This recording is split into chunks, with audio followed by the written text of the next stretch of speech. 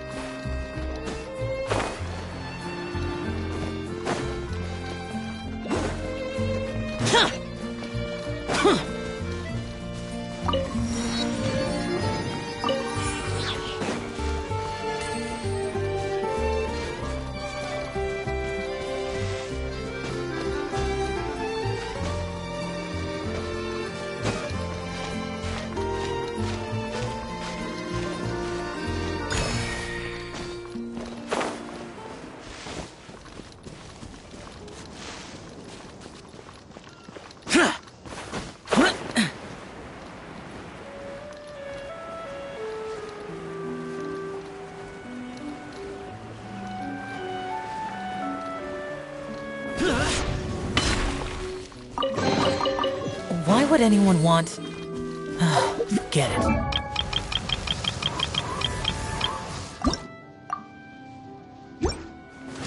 It's not my concern.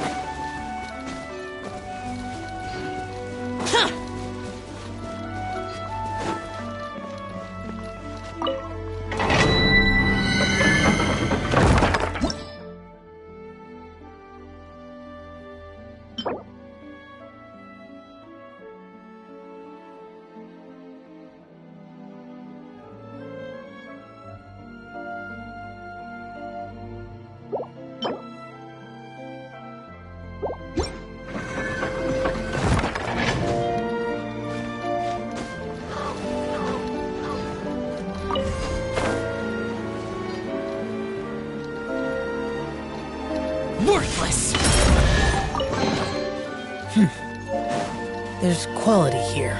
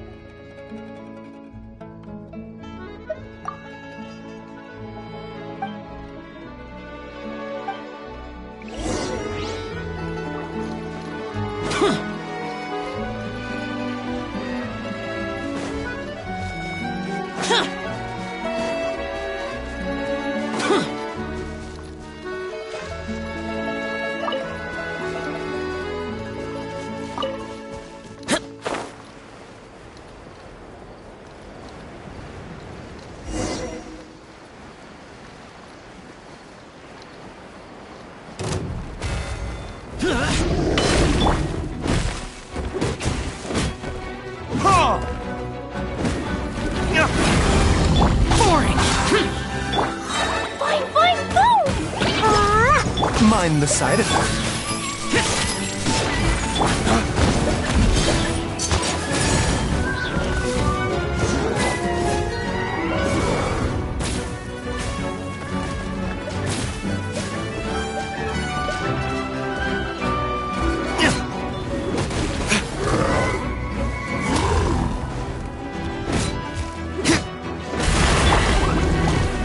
A bitter pill to swallow.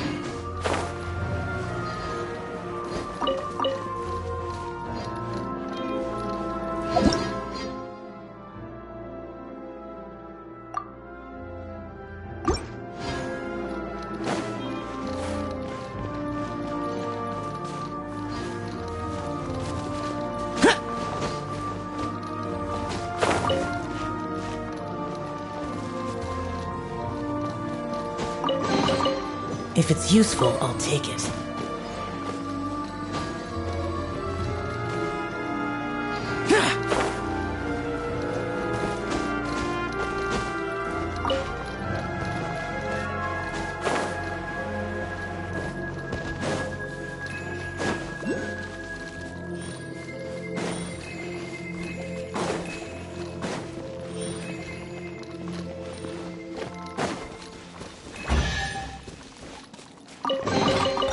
Why would anyone want... Forget it. It's not my concern. Mind the side.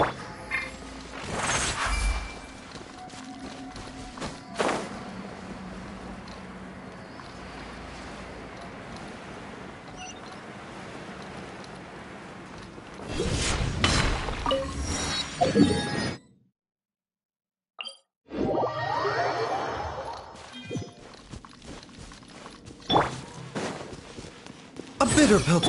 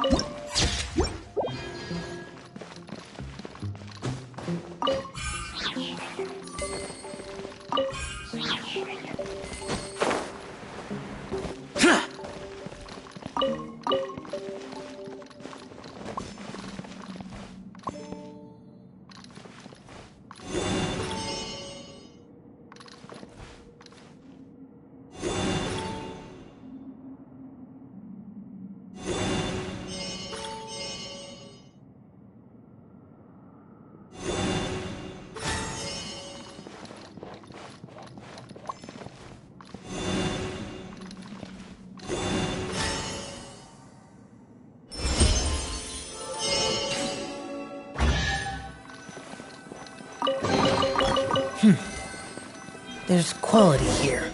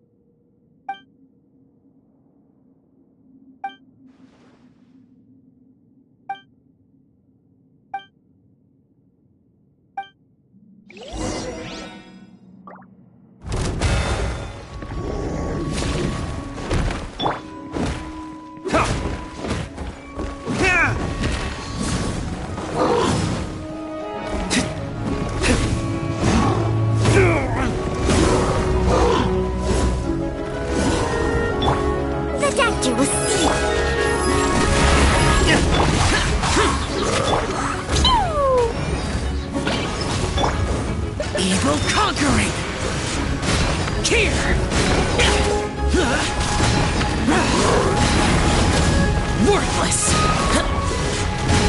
Here! Worthless!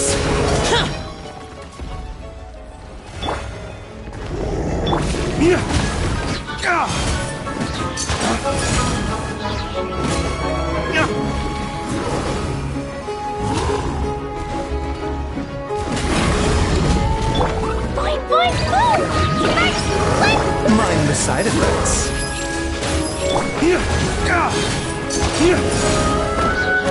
Don't dawn, break forth!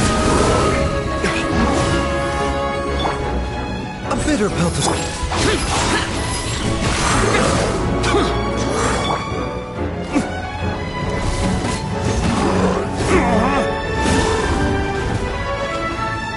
Mind the side effects.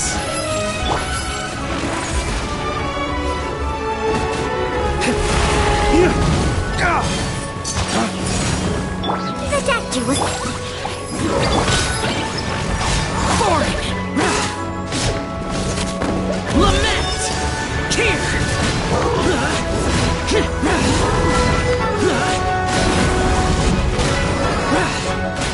Worthless!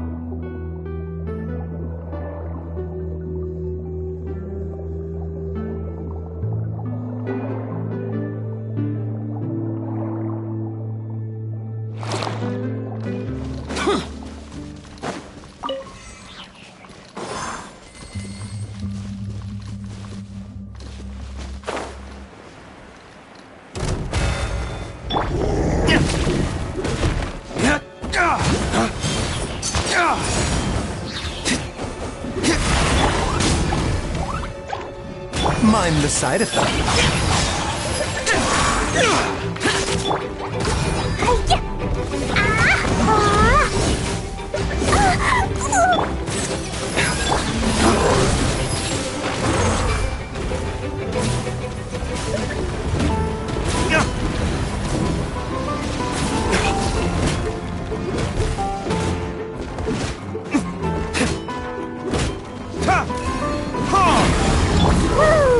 Dumpy Dumpty go! The doctor will see you!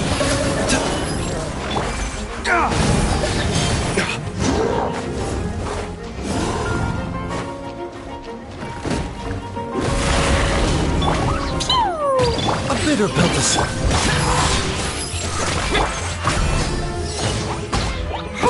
Boing, boing, boom! Boom!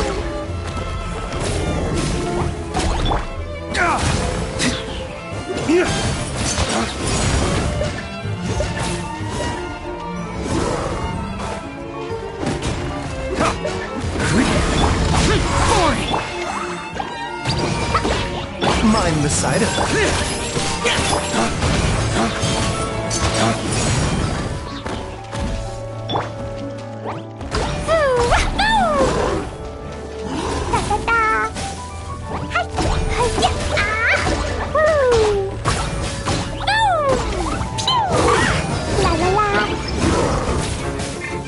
A bitter pill to swallow.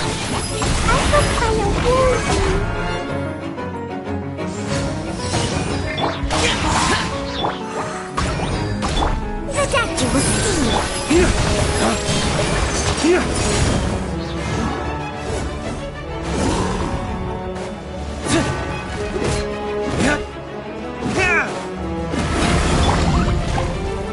Mind the side effect.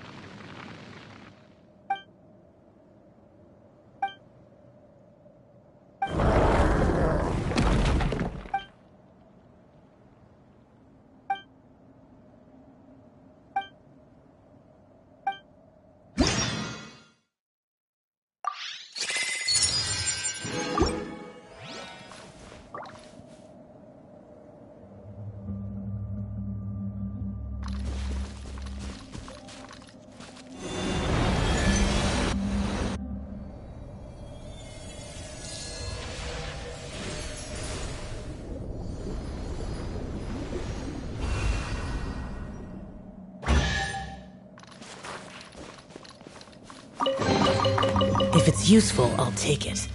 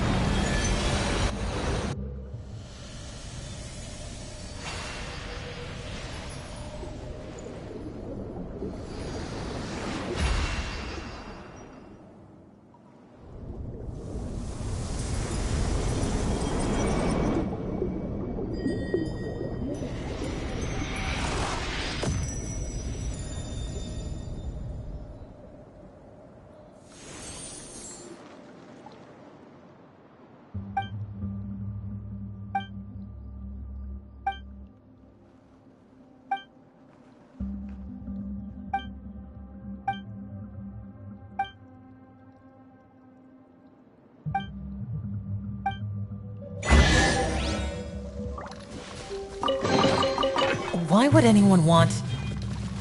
Forget it. It's not my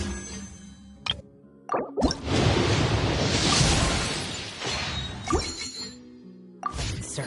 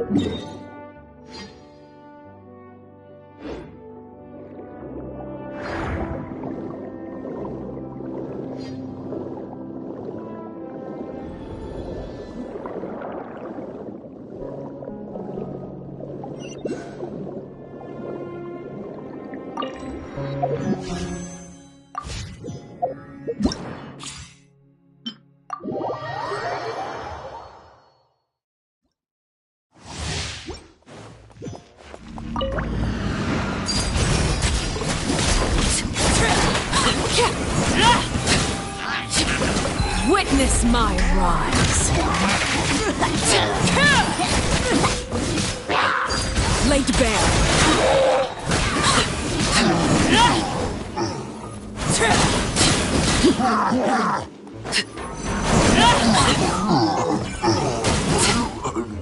Everlasting as the moon.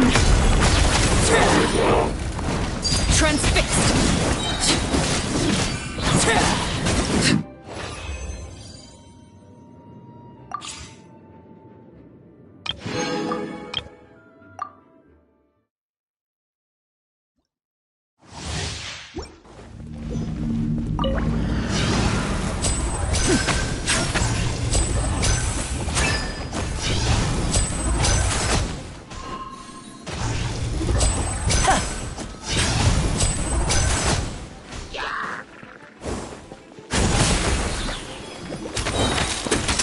A round of applause!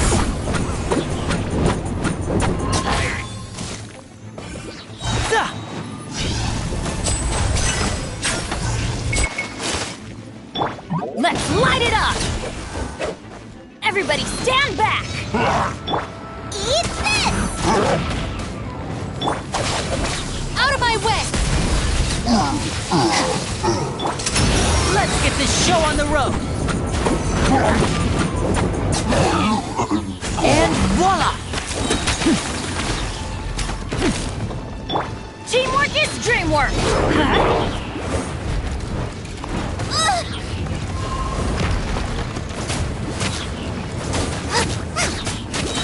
You're toast! A round of applause!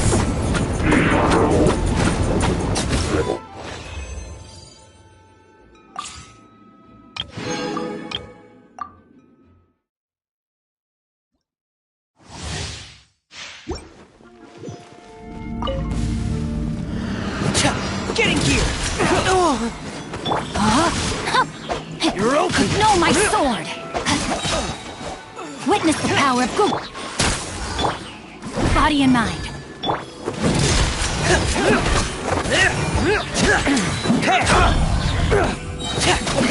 You're open! Commencing cleanup!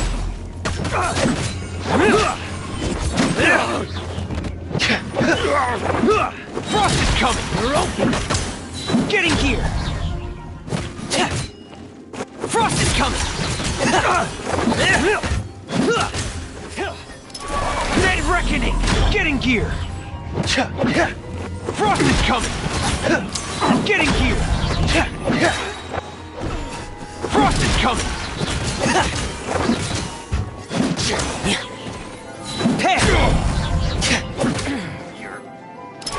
Going under!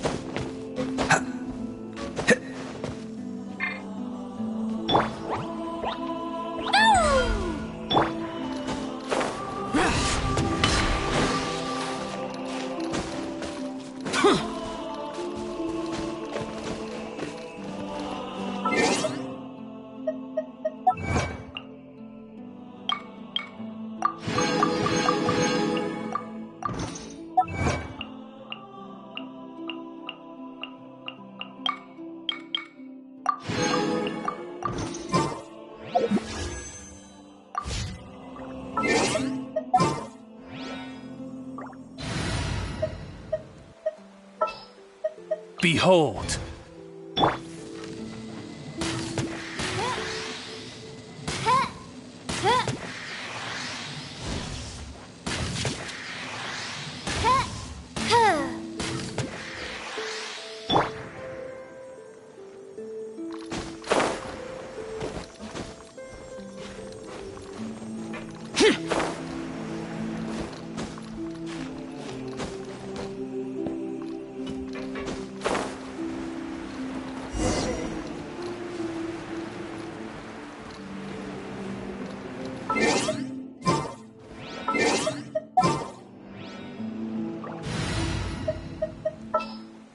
What's our objective?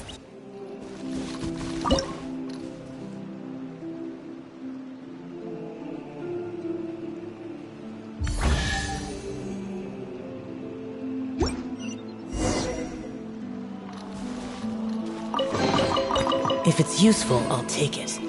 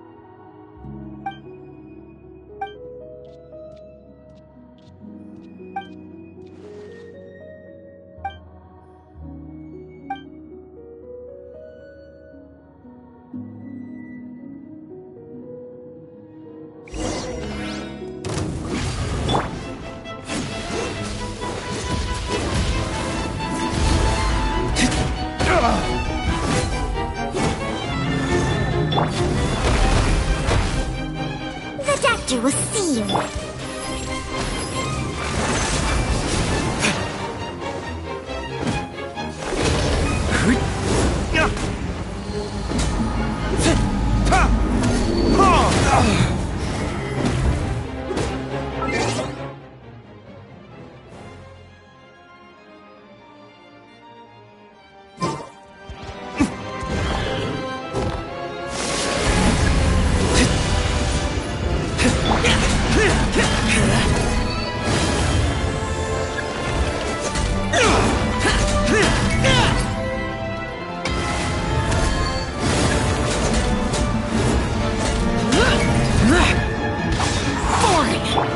Jumpy, jumpy, go!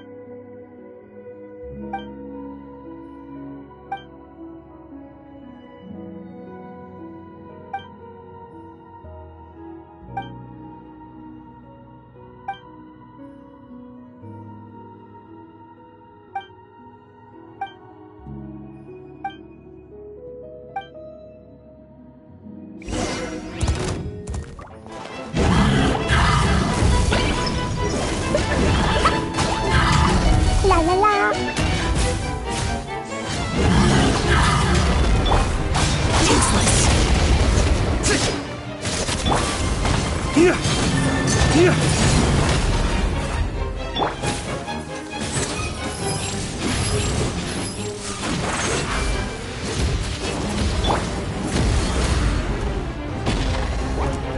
Boing, boing, boom!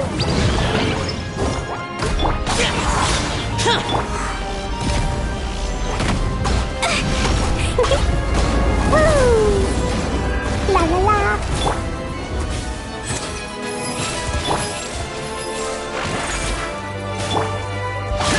Disappear! Here!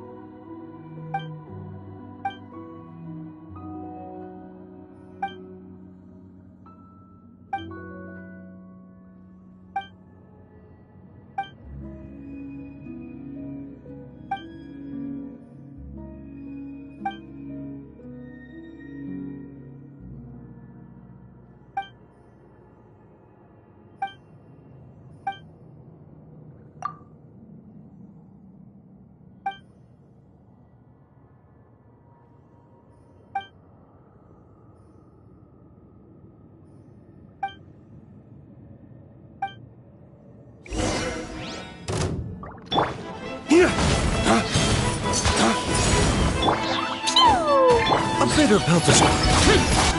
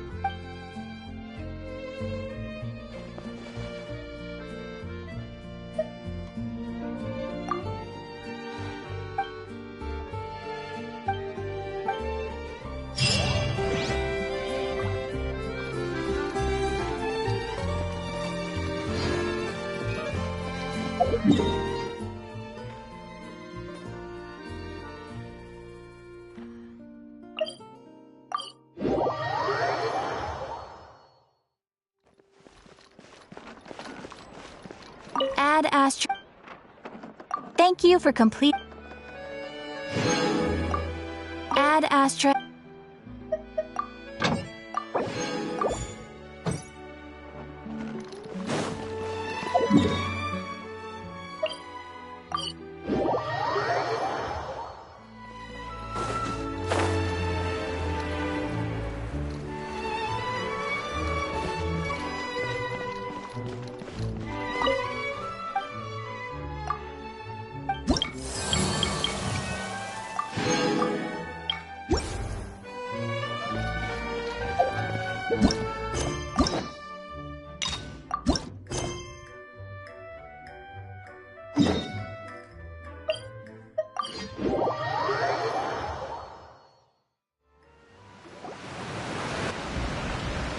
Hey, Traveler. Paimon.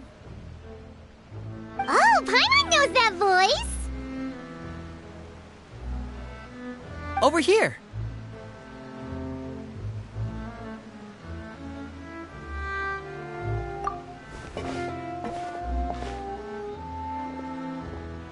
To borrow one of the more popular turns of phrase at the moment, this appears to be quite the fated reunion.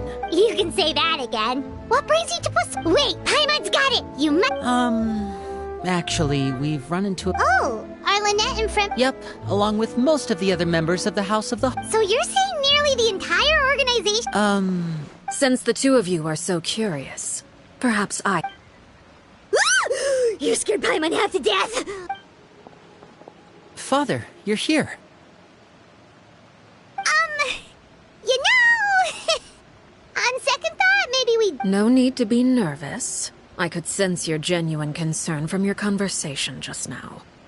Of course, I can also understand your confusion. Sending so many Fatui here to Poisson, it's only natural that some might I understand.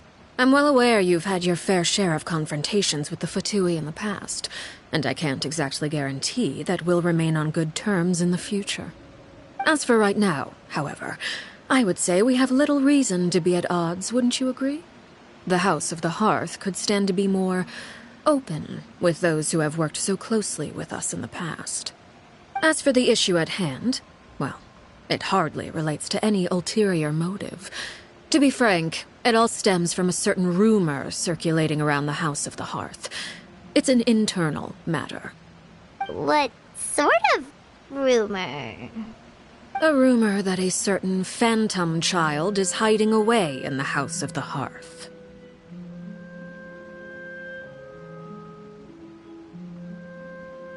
A phantom child? Ooh, just hearing the name is giving Paimon the creeps. A spirit that should have long ceased to exist is lurking in the shadows of the House of the Hearth. So I decided to bring the children to Poisson before continuing to investigate the situation. I expect I should be able to track down the spirit fairly quickly. After that, it's just a matter of resolving the situation, if you will. It shouldn't be much trouble at all.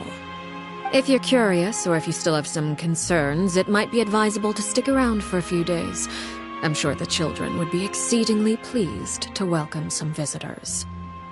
Lenny, I'll leave you to entertain our guests. I have some matters to attend to. Of course, Father.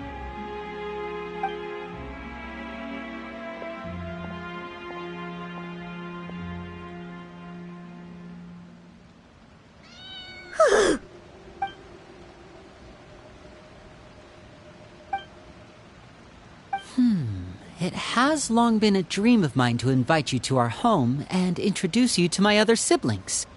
You're quite well known in the organization already. A lot of people have been talking about you, especially after everything with the prophecy. If you're willing, why don't you stay a while and have a little chat with us? Alright. We don't have anything else to do right now anyway. But let's be clear, we're just gonna be there as guests. Of course. During our stay in Poisson, we've been helping out the locals with some fishing. We bring in quite the bounty every day. In fact, today's the perfect chance for me to show you what I can do in the kitchen. Let's go. I'll take you to where we're staying.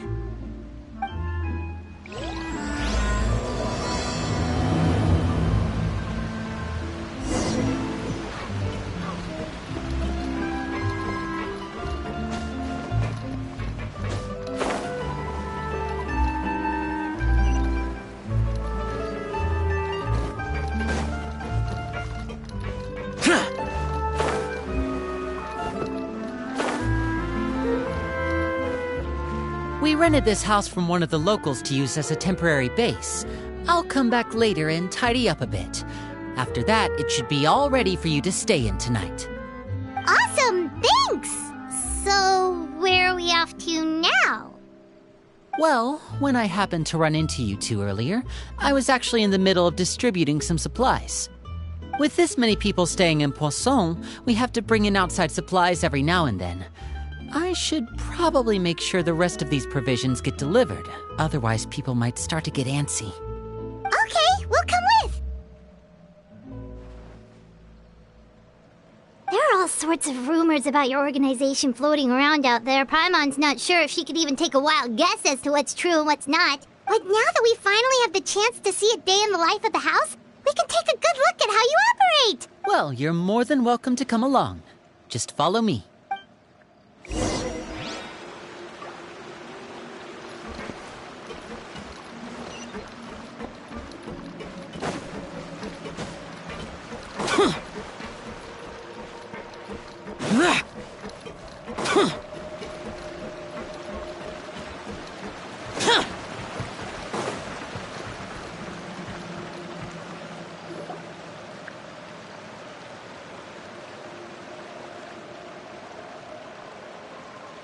Linny! You're finally here.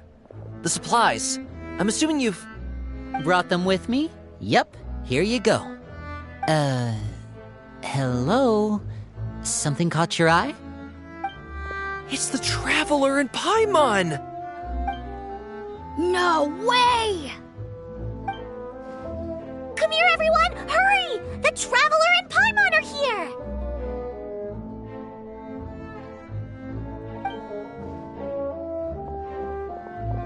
One at a time, please. Don't crowd around them all at once. We don't want to scare off our guests now, do we? Oh, it's all right! Gotta say, Paimon didn't realize we were this famous. Of course! Father and Linny have told us so much about you. Father told us about how you helped Linny. According to her, you're a trustworthy friend. And as far as she's concerned, that's pretty much the highest compliment we've ever heard her give. As you can imagine, everyone's been very curious about you. I heard the Traveler is so strong that she can move a mountain with her bare hands. I heard Paimon eats so much that she can clean out the entire— Wait a second! That's the rumor you heard about Paimon? Oh, wait! When guests visit, you're supposed to give them— Oh, we don't need something like that. Come on, we insist. I can give you some of my new potions. Huh? Or maybe Shaplo can teach— Ah, now that's not a bad idea. I know you usually prefer to fight head-on. I was poisoned not too long ago, and I'm still dealing with the after. Wait, when you— But those are the best things we can give you. Ooh, how about this? Tell me the name of someone you— All right, Folt, Selwar. I think that's enough suggestions for now. When it comes to being a good host, it's the thought that counts. You don't need a physical gift to make our guests happy. In fact, pestering them with suggestion after suggestion might make them more annoyed than anything. I would say your enthusiasm has certainly gotten across. Really? Awesome! It's been so long since we've had guests to play with. Yeah, especially if it's poison or something. I've got all sorts of potions for that. Well, we'll talk to you all later. We've still got supplies to distribute.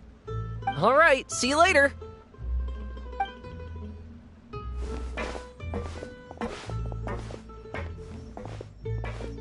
Bye!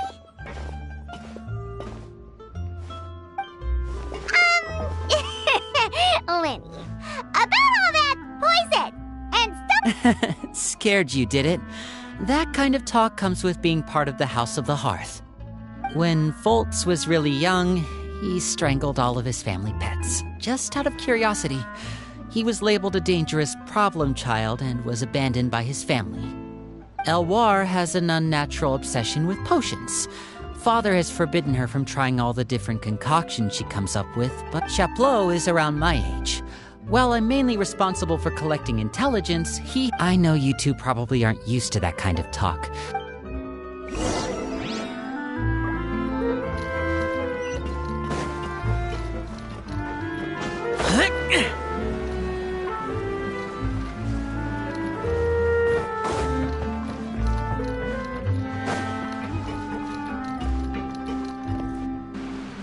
Filial, supplies are here.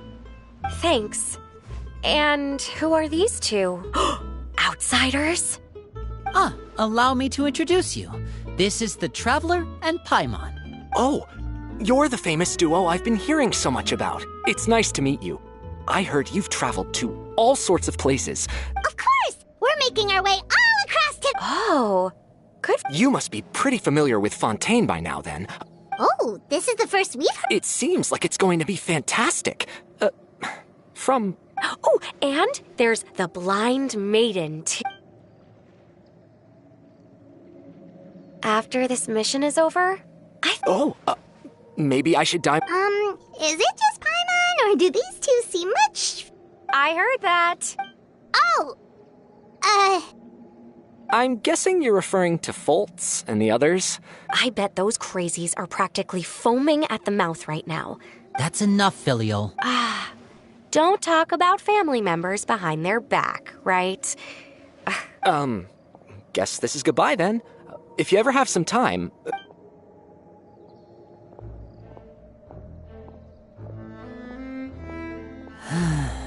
Well, that's...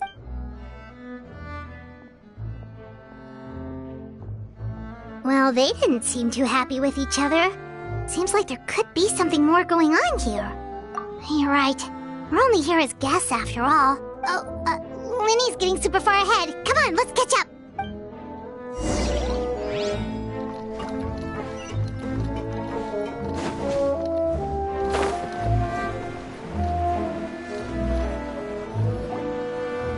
So, what do you think of the members you've met so far? Well, Father is always encouraging us to be strong-willed and independent. So if there's one thing we've got, it's people who aren't afraid to... Well, I should probably get... Of course! Then let's head out and... Fremine, what are you doing here?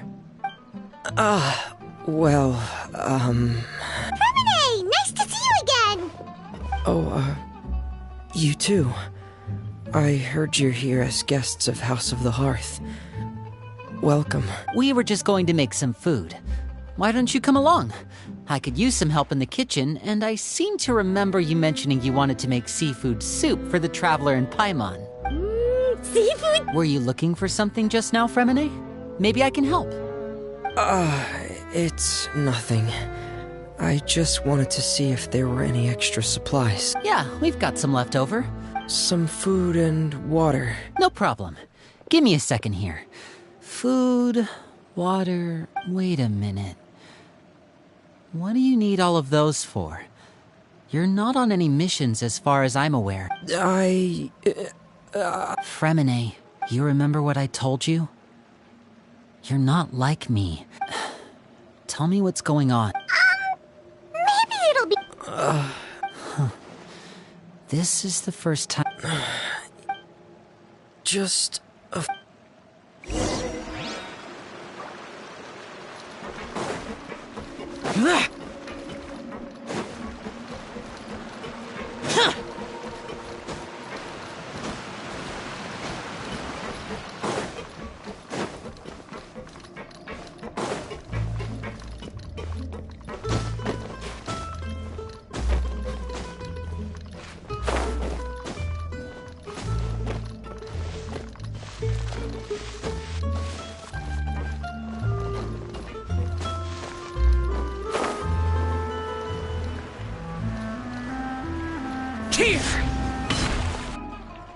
You're back! Oh, and you've brought some friends with you this time! Hello, my name's Linny. I grew up in the House of the Hearth. And you are? Hi, Linny. I'm also a child of the House of the Hearth. Just like you. You can call me Clairvy. Clairvy? It's nice to meet you. Does that name ring any bells? No, not at all. That's not a name we have on our roster, I'm sure of it. What I'm not sure of, though, is how she managed to sneak in. She must be the phantom child Father's been searching for. From the looks of it, I'm guessing you were the one that found her, Fremine. You, haven't told Father, have you? No, I haven't told anyone. I've just been keeping her hidden. For how long? About half a month now. So ever since we got to Poisson, then. Do you have any idea what you're doing? I know what I'm doing. Really? 'Cause from where I'm standing, it looks like you're hiding the very person. You know the rules of the house, Fremine. I've thought it through. Linny, don't you... That night, while I was sleeping, I heard a voice telling me to go... That feeling of being haunted, of hearing... So what you're saying is... that... Unless there are other spirits roaming around the House of the Heart, if Clairvy were our enemy, it wouldn't matter whether she was a spirit or an actual child.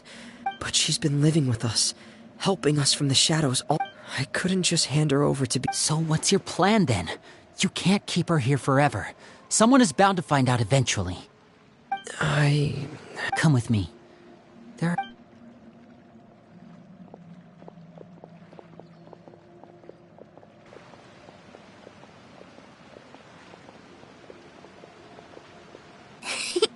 Those two sure care a lot about each other. Well, they got a funny way of showing it. From where Paimon was floating, it sure seemed like they were about to bite each other's heads off. No way! They have a really deep bond. I could tell right away, because I also have a friend like that. I just don't know how long that kind of bond can last. The darkness in the house runs deeper than you can imagine. No one can get out alive. I'm sorry, Linny. I really didn't mean to drag anyone else into this. Oh, really? You didn't mean to? 'Cause... Huh? You know, when we were younger, you didn't we grew up together, the three of us. We were all... Later on, when you started calling me Linny, I wasn't actually surprised. After all, Lynette and I are related by blood. We've had to Linny... The darkest and most difficult moments of my life happened before you. You and Lynette are the most important people in... Oh, looks like things are getting kind of heated between Linny and Fremen. Oh, it's raining. Hey, you two! Hope we aren't interrupting anything. Oh, wait a minute, Fremine. You're not crying, are you? Is everything all right? Everything's fine. Thanks for asking. Well, we're all friends here, right? We've been through so much together, so if there's anything we can do to help, just say the word. It's just a small family dispute. It's not something our guests should trouble themselves with. What are you getting at, Traveler? When guests are around, families are often on their best behavior. And any disputes are less likely to escalate. That's what you're trying to say, isn't it? I... just... Thank you. I was... Me too. Well, back to the matter at hand then. If we don't plan on handing Clairvy over to Father, that means finding out where she came from and what she's... I've tried that already. And? And... she even came with us all the way to Poisson. I don't know... Let's see here. Paimon... Oh, it's just that Paimon doesn't really remember where she heard... Well, sounds like it's worth a shot. Guess that means... What is it? I need you to promise me that this will stay between the two of us. Of course. All right. Then let's seal the promise just like when we were kids. Fist bump on 3. Ready? 1, 2... I swear.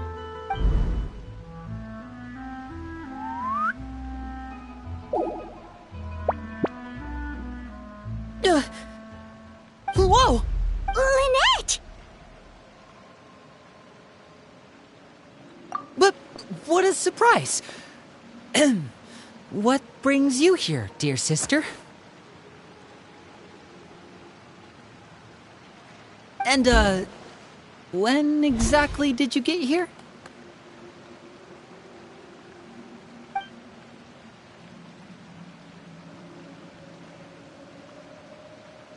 You're an idiot, brother. And you too, Fremine.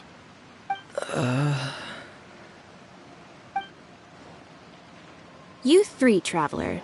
And you 4, Paimon. Wait, what did we do? I've seen Clairvy around the House of the Hearth before. I hadn't seen her in Poisson, so I figured she must not have come with us. But it turns out you were just hiding her. I heard you talking about your plan.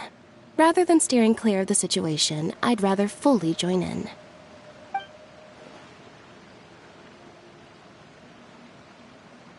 If you don't agree, I'll have no choice but to report everything back to Father. Simple as that. You're not giving us much wiggle room here, Lynette. Well, I guess we're all in this together then. After we talk to Clairvy, we'll figure out there's no time to lose.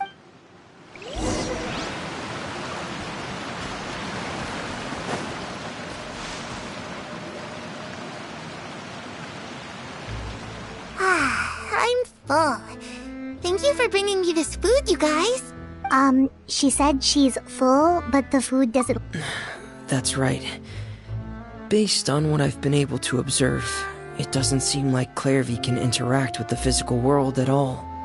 Still, when she's presented with food, she'll always linger around it for a good little while. Does she know that she has already passed away? I've tried to ask her, but she didn't answer. My guess is that she's just as confused as we are. Or maybe she couldn't understand the question at all. Clairvy, if you've got some time... Sure. Oh, another new friend. Hi, I'm Clairvy. Hello. Clairvy, how did you join the house? Huh? Isn't it the same for everybody? The knave brings you here and then you can't leave. It's just that your name, it's not on the roster. And I've never seen you before. The roster? Oh, I get it now. I think there might be some things you don't know about this place. The people in charge, they're not as nice as they look.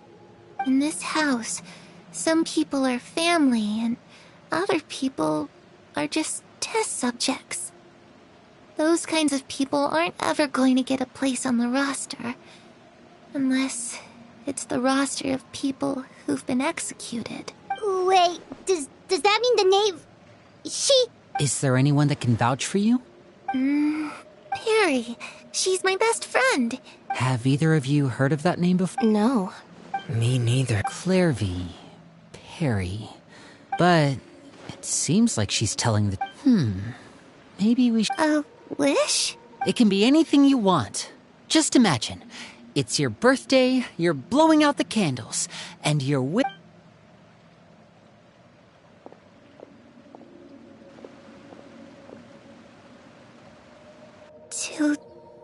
To go outside where the sun can find me. That's... it? Well, that sounds easy enough. The darkness in the house.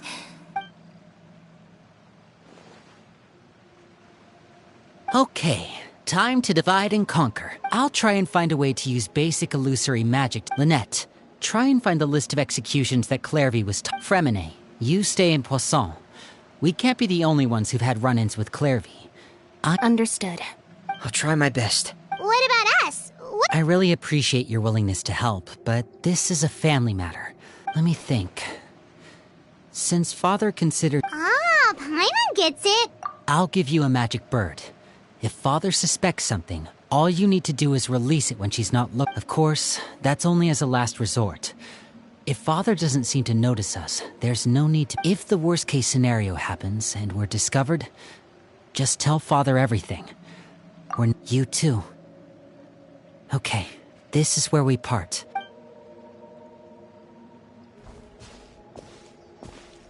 I really hope this goes well. No, it has to go well.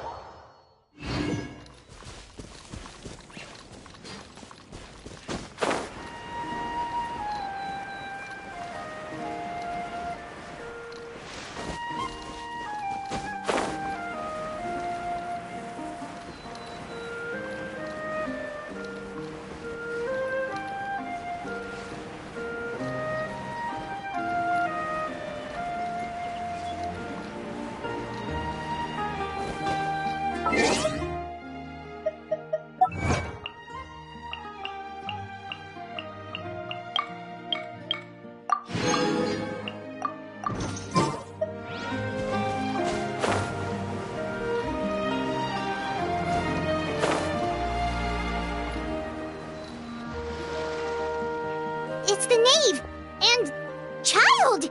Hey, aren't you supposed to be in Snezhnaya recuperating? What are you still doing in Fontaine? Oh, it's you two. I didn't expect to run into you here. I was unconscious for quite a while after the fight in the Primordial Sea. I couldn't have that now, could I? Not when I've still got unfinished business here in Fontaine. So, I mustered up all my strength and made the journey back on my own. What sort of unfinished business are we talking here? It has to do with Skirk, my master. I really wanted to meet up with her, but by the time I got back, she had already left. I still have so many questions for her. Without any other leads, all I could do— Oh, okay, so— Unfortunately, no. While the House of the Hearth is adept at collecting all manner of intelligence, certain existences can still manage to escape our purview. Basically, unless Master feels there's a need to meet with me, she's not going to be found. But that problem has an easy fix. Paimon thinks you should focus on getting better first. It's all thanks to that one kid from the House of the Hearth. Elwar, I think her name was. She gave me a bunch of— and that's good, because it looks like I really do have to head back this time. The old man's been putting— Project Stuja?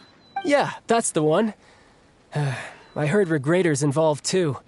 I'm not looking forward to having to listen to all his monologuing, that's for sure. Helping Linny and the others brush up on their fighting skills would be far more interesting. If you— And what a sweet little daydream that is. But besides, considering how little they see fit to step outside the homeland, being called on to return to Snezhnaya by such illustrious dignitaries. One I could do without, I'd say. Is it just Paimon? Or does it kind of seem like they're— So, dear guests of the House of the Hearth, to what do I owe the visit? We just— Right! We're super Is that so? Introductions— you see? Good question. The fact that you have to ask— Spoken like a true diplomat. That was some expert sidestepping right there. Well, if there's nothing else, I think I'll take my leave. I still have a small matter to resolve at home. Wait, don't go!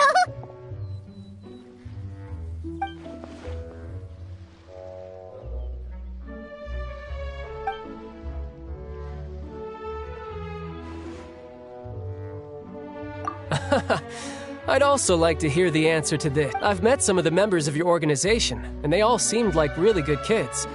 They actually reminded me of Tonya and Tusser. Which, by the way, if you ever betray them, I'm just letting you know, I won't let you off easy. And why would I betray them? Well, you've already betrayed the House of the Hearth once, haven't you? At least, that's what I heard.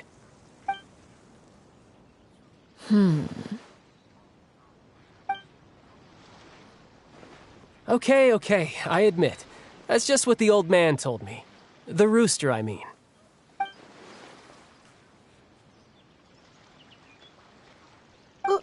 Wait, did you really do something bad? Never mind what I've done. I'm more curious as to what the mighty rooster had to say. Well, nothing much. Just some stuff about you taking out many other members of the House of the Hearth. I see.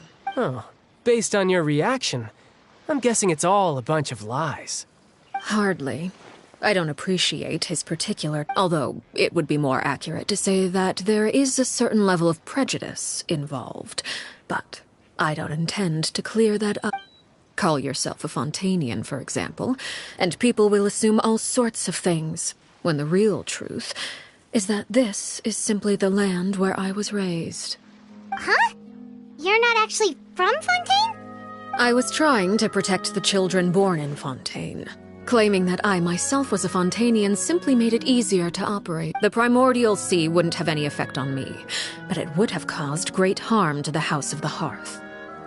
Well, you wanted...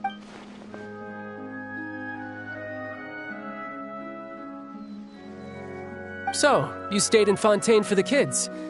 I guess I was wrong to believe you'd betray them. Apologies. Looks like I was holding on to some prejudices myself. Good. Like I said, I like it when others have misconceptions. Actually, while I was recuperating at the House of the Hearth, I heard that members always resolve disputes and arguments with— Well, that's only a recent development. In the past, such spars weren't nearly so... They were that high stakes? Whew, at least that's not a thing anymore. Well, the current atmosphere's not half bad. I'm a bit jealous, actually. You've got so many family members around you, and you even get to live with them. Having a lot of family around means dealing with a considerable amount of bickering and scheming. Just imagine. Tusser becomes obsessed with plucking out strands from the rooster's mustache, or Tonya decides to dye her hair 42 different colors. Okay. I get the picture.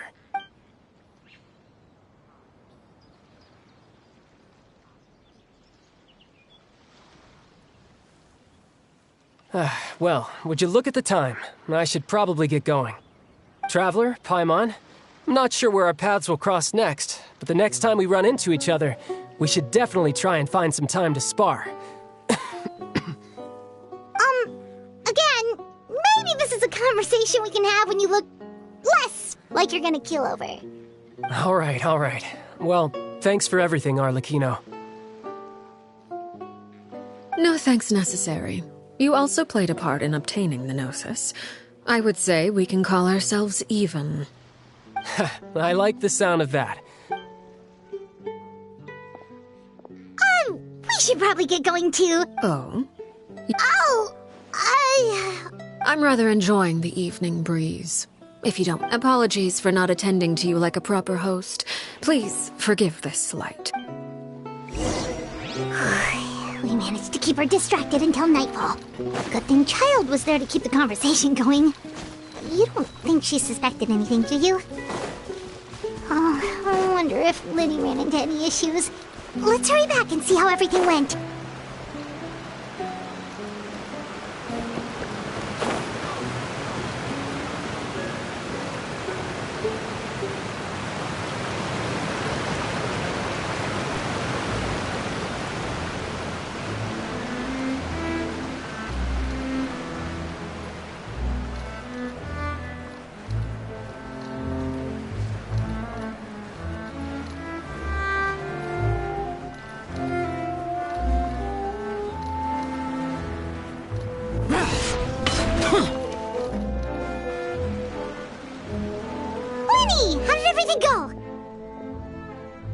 Well, long story short, we ran into a small issue. Clairvy can't go into the sunlight. Everything was fine at first. She followed me up to the surface just like I told her. But as I led her out of the shadows and into the sunlight, she vanished. I turned around and there she was, standing at the edge of the shadows, silently watching me. Huh. Maybe she's afraid of sunlight, or... No, it wouldn't be her wish if that were the case. Well, we could always try... Oh, true. I've pretty much tried it all already. Nothing worked. Eventually, How did it go? Good. I've got the list. Really? Well, what do we...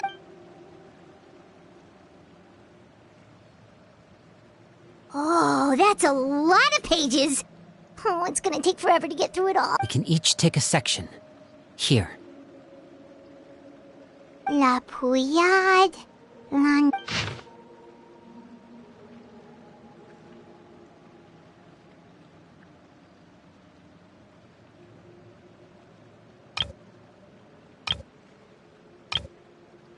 Oh, yikes.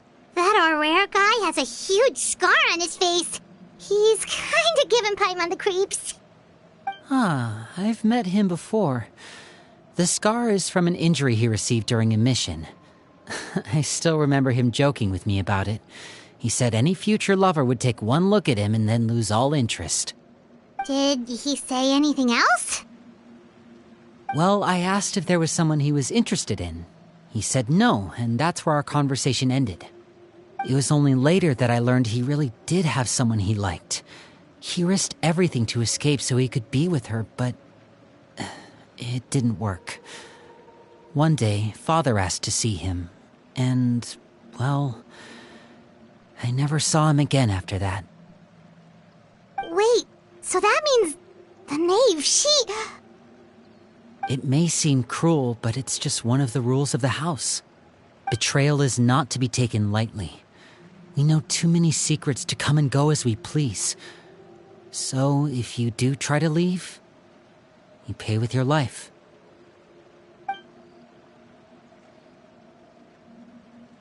Her name's not here, huh? Well, that's not too surprising. It doesn't seem like this list is complete. It only contains records dating back around 5 years. Let's shift our attention then. Fremine, were you able to find anything out? Fremine.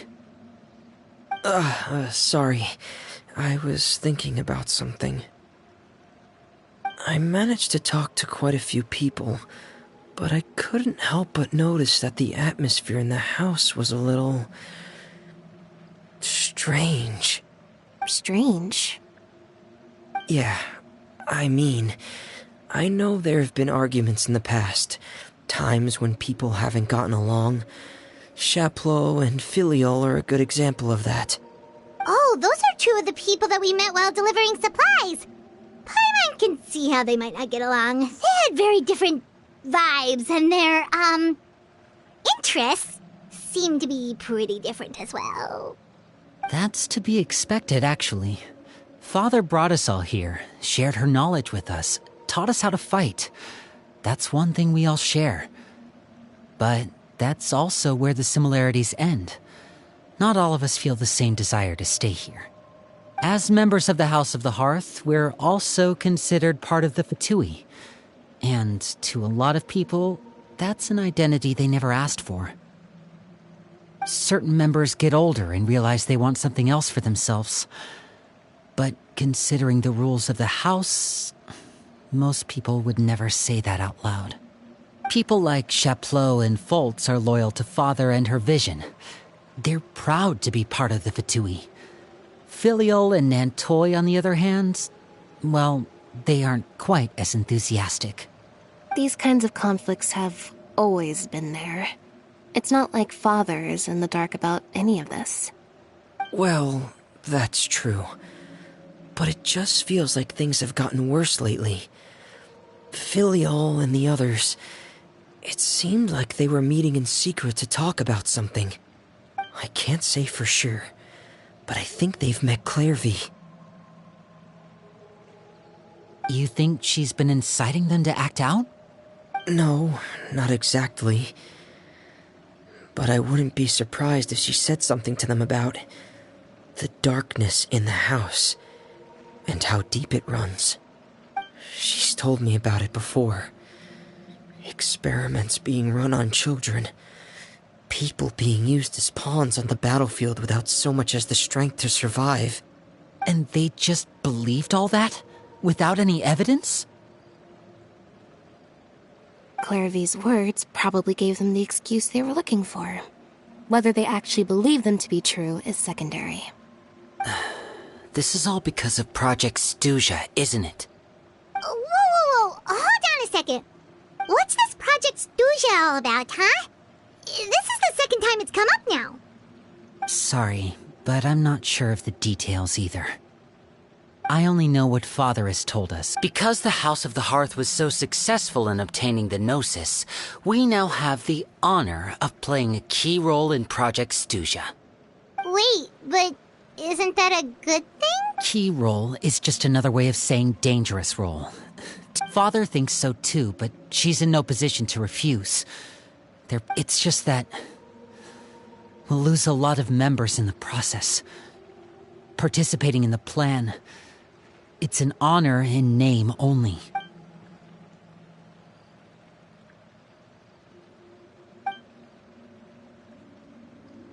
Okay, super complicated top secret Fatui business aside, what does all of this have to do with the conflicts you were talking about earlier? Paimon doesn't get the connection. External pressure has a way of exacerbating internal strife. You can't overlook the power of fear either. People are afraid of dying, and that fear is often the impetus for a lot of stupid decisions. I thought resolving the Clairvy situation would make everything go back to normal, but it looks like things are more complicated than I thought. If we leave Filiol and the others to their own devices, soon... We can only focus on one situation at a time, brother. You're right. Even if we confront Filiol and the others, well, it's getting late. Lynette, you stick with me this time. Fremine, keep a close eye on Filiol and the others. Good work today, everyone. Have a good night, and I'll see you tomorrow.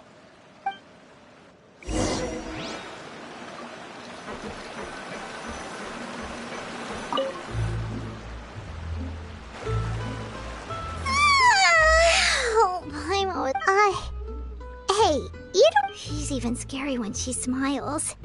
If she were to actually get angry... Ooh, you have to protect Paimon if that happens, okay, Traveler? Oh, well, in that case, we should just plan on running away. Well, look! Look over there! Quick, let's catch up with her before anyone sees...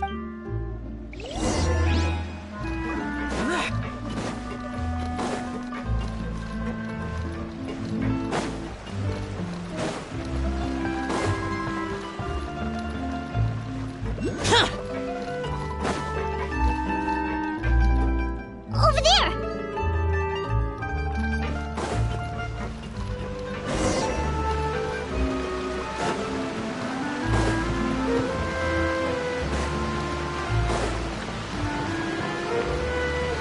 Oh, where is she going? Oh, if someone sees her, we're toast!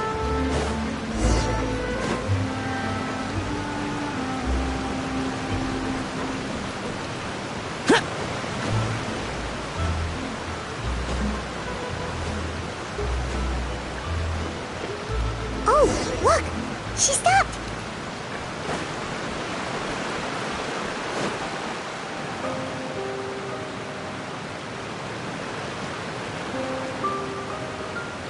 Clairvy!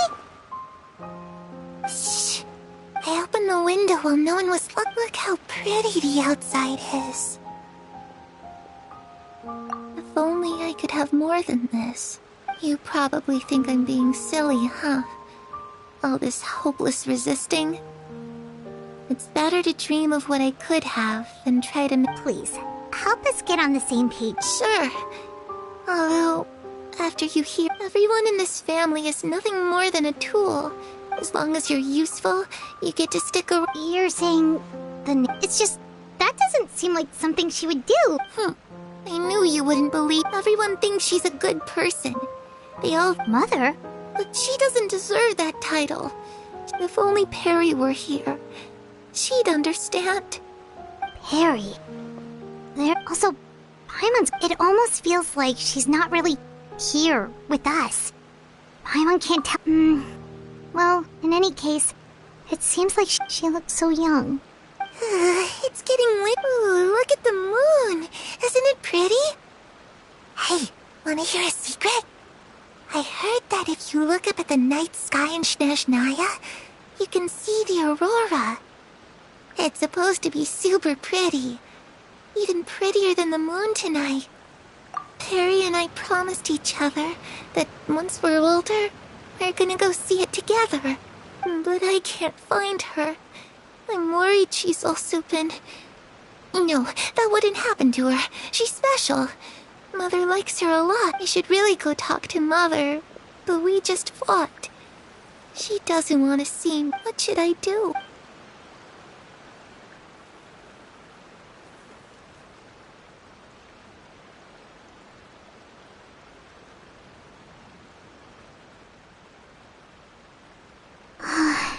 Paimon really doesn't understand what's going on. Well, let's head back. We've got an early morning tomorrow.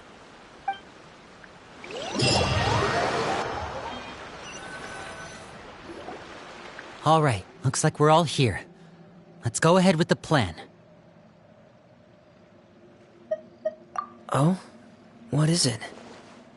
What makes you ask that? Well, we met the doctor back in Sumeru. He's... It's possible that Father and the Doctor have had We're not really on the same side, so there's... I did hear, though, that when Father first became a Harbinger, Father rejected most of his proposals, Secret experiment? Could that be... I don't think so. I don't know any details about the experiment itself, but I do know it's an entirely independent operation. The doctor only proposed a direction for the research. That was the details of the experiment. I know you don't agree with some of the Fatui's methods, and I'm not asking... Alright, that's good. Clairvy seems to think the knave and the doctor work together to do something... It's just that... It doesn't seem like Clairvy is lying. The easiest thing to do would be just ask the knave directly, but... Father didn't come back last night. She's probably still near the Lynette, you're with me. Fremine? Alright, let's get...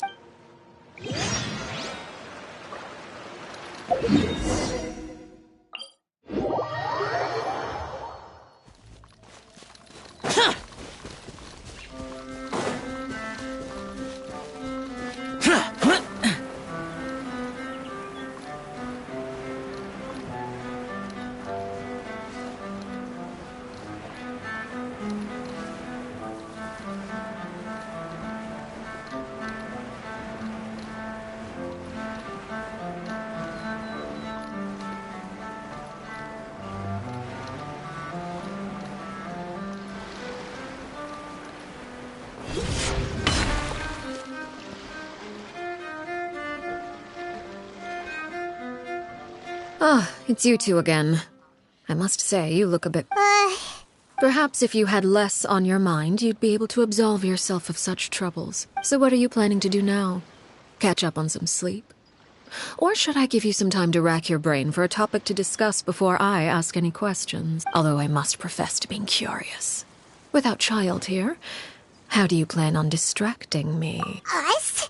Distract you? A good one. But, no, we were just here for a chat. Looks like you could have used some extra time to think. No, don't worry. I'll be sure to steer clear of any scheming children. The ocean breeze is sure nice today. Children always think they can hide things from the grown-up. Well, I'll leave you to think things over. If you're so inclined, meet me outside the Palais Mermonia. Good things come to children who do as they're told. So I do hope you decide to tag along. If only for your friends' sakes. What should we do? She clearly knows about everything we've been doing, and Paimon doesn't think it'd be a stretch to...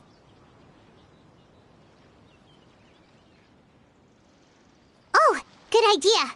Hopefully, well, we should probably head to the Palais Mermonia. Paimon doesn't want to find out what happens if we don't... Okay, then we probably...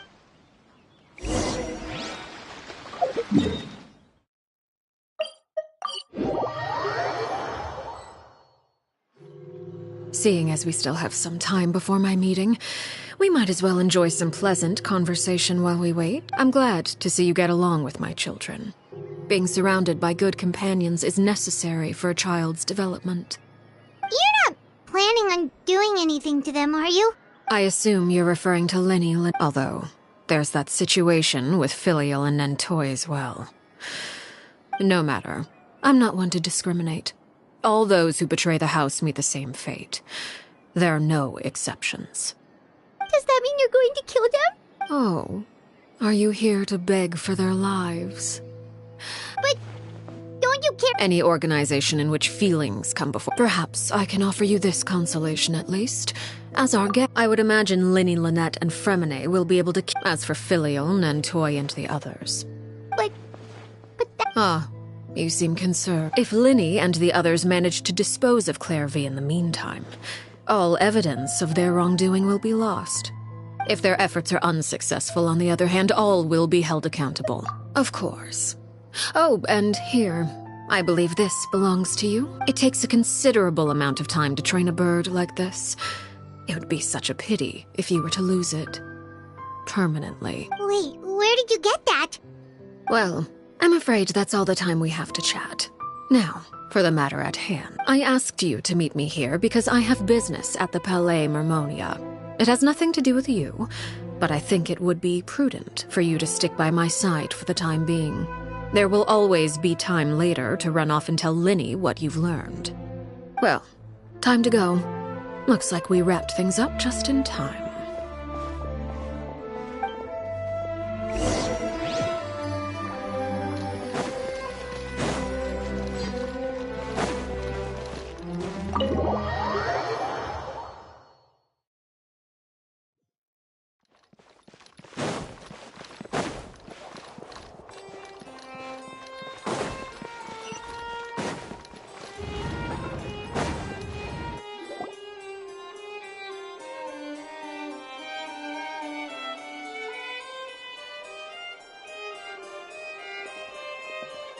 It's been a while, Monsieur Neuvillette, I must say. I wasn't expecting my meeting request to be approved quite so quickly. The Palais Mermonia operates with an efficiency worthy of admiration. It is only right that an esteemed diplomat such as yourself should be afforded the proper level of respect. Although, if I may speak plainly, I must confess that I did not anticipate we would have the occasion to meet again after presenting you with the Gnosis. I see you brought the Traveler and Paimon with you as well. If I may inquire as to the purpose of your visit. I'll be departing Fontaine shortly. There is, however, an outstanding matter that I would like to see resolved before I go. It requires a rather lengthy explanation, I'm afraid. So I took the liberty of explaining everything in this proposal. Please review it at your leisure, Monsieur Neuvillette.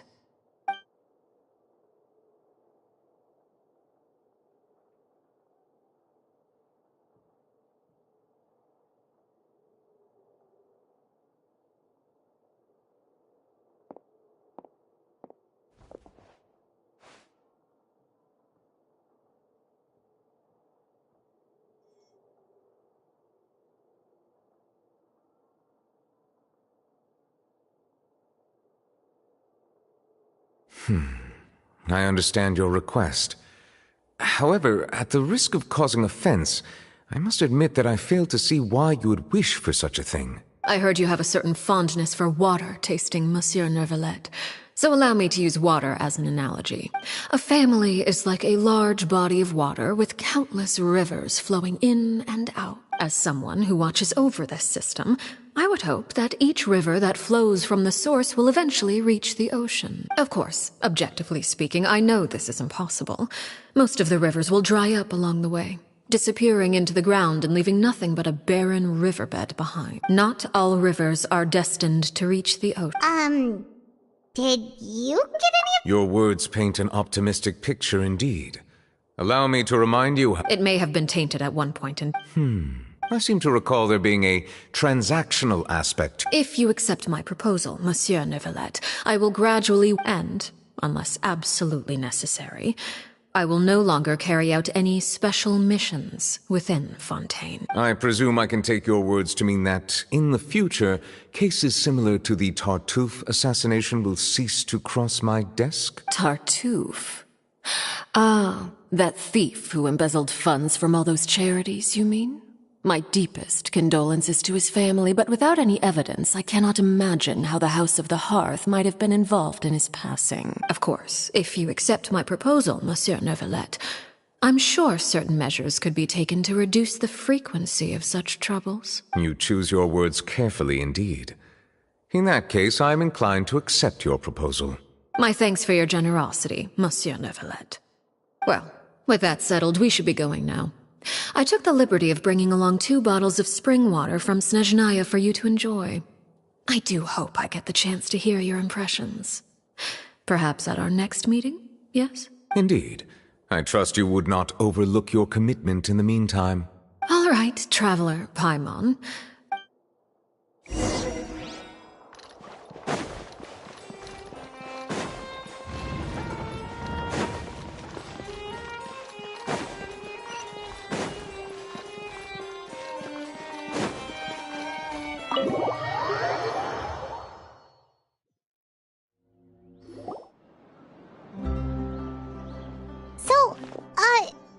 What exactly were you talking about back there? Paimon only heard you mention some rivers, a large body of water, and then some kind of irrigation scheme. You really want to know? I would imagine there might be more pressing concerns at the moment. Lenny, Paimon really hopes everything's going okay. Oh, Paimon recognizes that look. You've got your thinking cap on, don't you, Traveler?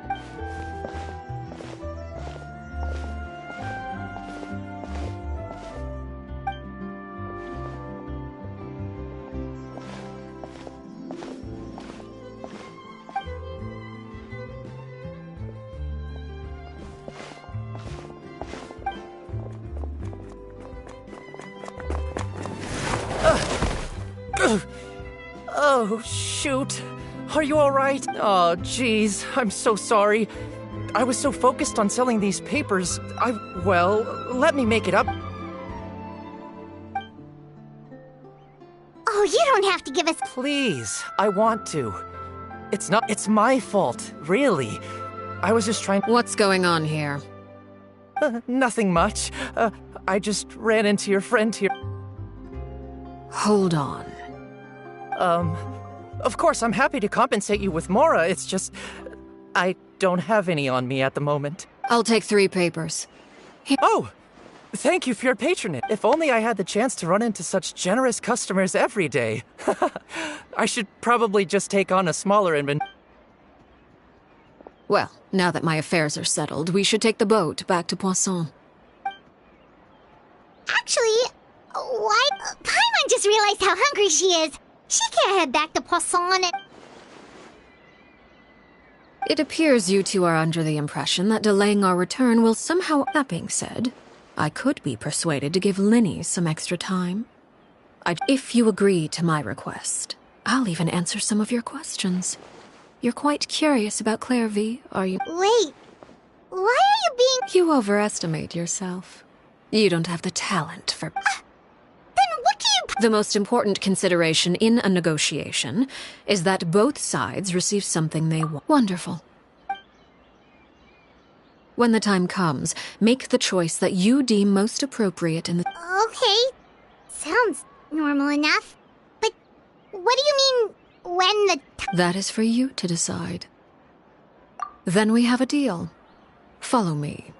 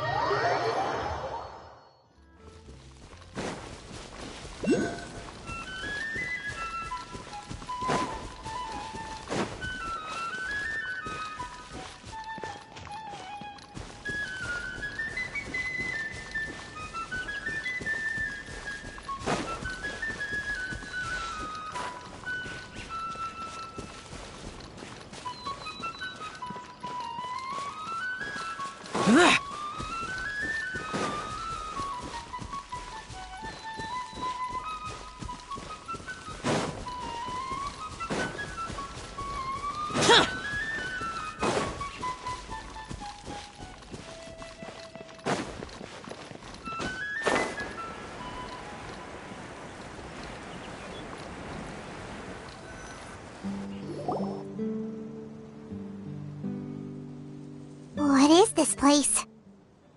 Somewhere long forgotten by everyone. It used to be a grand building. Now it's nothing more than a pile of rubble. No one comes here anymore, nor does anyone care about what once happened here. Although, this place does have something to do with the story I'm about to tell you. It was before I became a harbinger, and before Linny and the others joined the House of the Hearth. Due to certain events, I first killed Clairvy and then her mother. And this is where it all... You were the one that killed Clairvy? Patience now. Allow me to explain Clairvy's side of the story first. I'll start. Clairvy was 6 years old when she was brought by her mother, Crucibina, to live in the House of the Hearth. From the outside, it seemed like a fairy tale. A thriving family made up of kind adults and friendly children. Crucibina was the knave at that time, and the House of the Hearth was under her control. She was Clairvy's mother by blood, but she was also the mother to all the children in the house. Clairvy was happy here, for a time. But she quickly realized that being part of this family wasn't a fairy tale at all. It was a kind of purgatory. Purgatory? Exactly. The House of the Hearth takes in war orphans from all over Tevat. But as for how to raise them, that depends entirely on the person in charge. Crucibina came up with a novel idea. She would teach the children to fight, force them to duel each other, and then crown as the king of the house the child who proved themselves most worthy of inheriting her title. It's difficult to estimate the number of children who died or were maimed in the process. There's little I can say about the ones who died. ones that emerged with permanent injuries, on the other hand, well, they still served a purpose. They would be handed over to the doctor to be experimented on, or sent away on dangerous missions. Nothing more than tools to be used and then discarded. So those were the experiments Clairvy was talking about. But what actually happened to her? You said that Clairvy was Crucibina's daughter, so if Clairvy tried to convince her to stop what she was doing, Crucibina probably would have listened, right? Despite being Clairvy's mother, Crucibina cared little for her daughter. She forced Clairvy to join the House of the Hearth only as a means to demonstrate her own impartiality as a mother, to prove that she treated all her children equally. Clairvy did try to convince her mother to change her ways, but it was to no avail. After her efforts failed, the only other option was to rise up and try to fight back. Unfortunately, the other children had already been thoroughly indoctrinated into the illusion of happiness Crucibina had created. Of course, there was one exception. Someone Clairvy's age who knew the truth about the House of the Hearth. Wait, the friend that Clairvy mentioned? Friend, huh? I suppose we can call her that for now. Clairvy was a cheerful and passionate person with a tenacious spirit. Peruere, on the other hand, was rather cold-blooded. Her cold-blooded nature allowed her to see through Crucibina's facade. Yet, it was also this cold-bloodedness that prevented her from acting against it. At least at first. While Clairvy longed for freedom, Peruere was convinced that, amid all the fighting and violence, she would make it until the end. Despite their differences, the two became fast friends, united by their knowledge of the truth. Clairvy told Peruere that she hoped to create a real family, where no one would be killed or sacrificed. There may have been a certain naivete to her ideas, but Clairvy proved her determination many times over. She tried countless times to run away, ask for help, or expose the truth. But her efforts only earned her beating after beating. The only thing that kept her going was her strength of will. Even with her body racked with pain, she would still stand on her tiptoes and open the window at night. She and Peruere would look out at the moon together, a fierce longing for freedom shining in her eyes. But one day that light simply vanished. Oh no. What happened? Her hopelessness resulted from a culmination of things. 10 years had passed. 10 years worth of failure after failure. She and Peruere weren't children anymore, but finding any chance to escape still seemed as hopeless as ever. It was during this time that Peruere suggested a new plan. If escaping was out of the question, why not take down the very person sitting on top of this throne of lies? Mother herself. Clairvy rejected that proposal. She claimed that, as a famous harbinger, Crucibina possessed an unimaginable amount of power. Trying to kill her would have an incredibly low chance of success. Clairvy never gave another reason, but Peruere could see it written all over her face. Clairvy still thought of Crucibina as her mother. Killing her own flesh and blood was a line she couldn't bring herself to cross. If she couldn't escape and fight back, then only one option remained. Precisely. Death was the only way that she felt she could be free. It happened during a duel. When she arrived at the dueling ring that day, her partner turned out to be none other than Peruere, the very person that had stood by her side all those years. It was a fierce battle. But ultimately, Clairvy decided to let Peruere end her life. From that moment on, Peruere's journey was one written in flames. When the rain finally came and washed it all away, there she stood, the sole victor in Mother's endless game of slaughter. A trail of corpses strewn across her path to success. It was the very result she had predicted 10 years prior. Even then, she believed she would make it until the end. She wasn't surprised by the fact that she emerged as Mother's undisputed heir. Rather, her success left her with an inexplicable sense of restlessness. She was unsettled. And there was only one thing that could quell that sensation. Perhaps you two would like to take a guess as to what it was? Crucibina, you mean? But...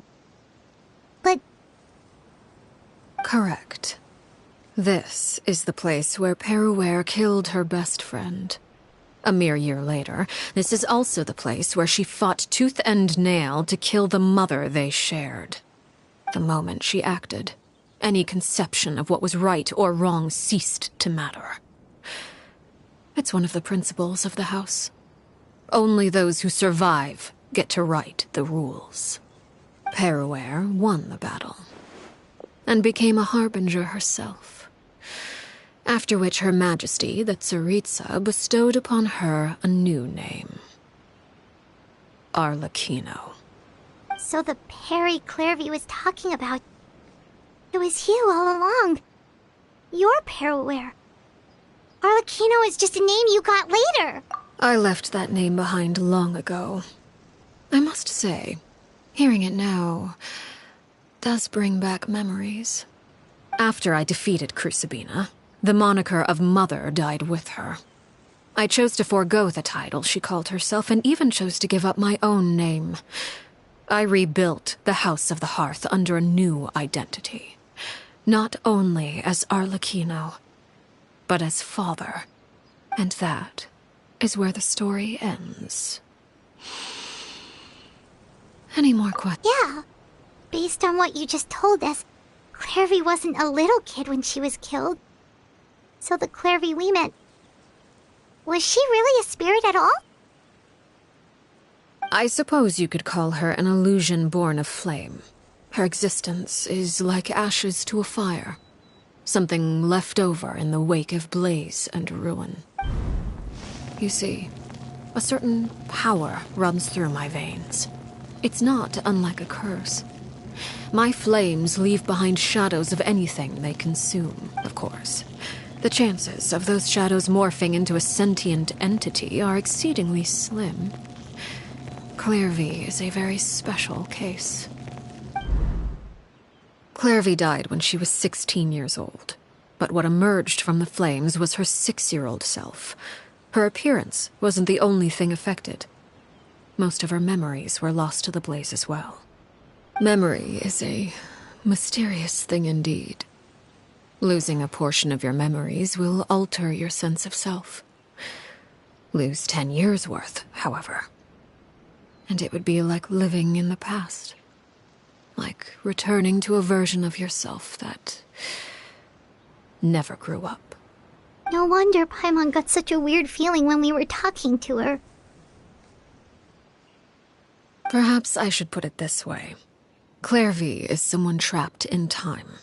It may seem like she exists with us in the present, but she truly lives in the confines of her own past. So if all of that is true, then you must have known about Clairvy for a long time. Indeed. She's a rather volatile and unstable entity. Sometimes she would look after the children. She's even saved some of their lives. But other times, she would hide from me and become obsessed with revealing the truth about the house to anyone who will listen. Shadows don't have the capacity to learn or grow. Any new information they encounter is quickly forgotten over time.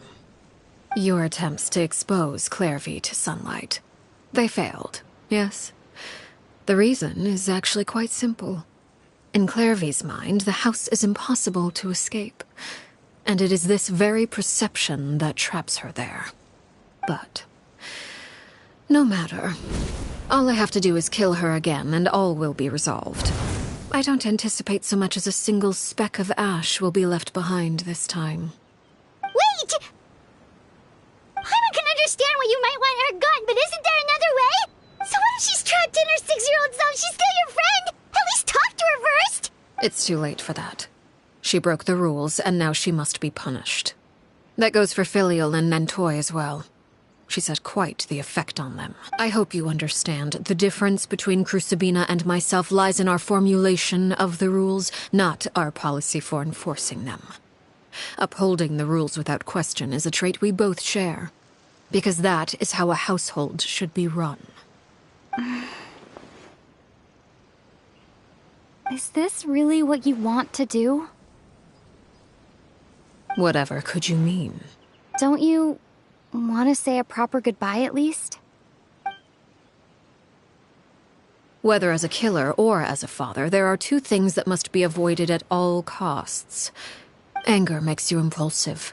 Well, it appears it's about time to proceed. Before we arrived, I told some of my well-behaved... I do believe I've kept my end of the deal. I give your friends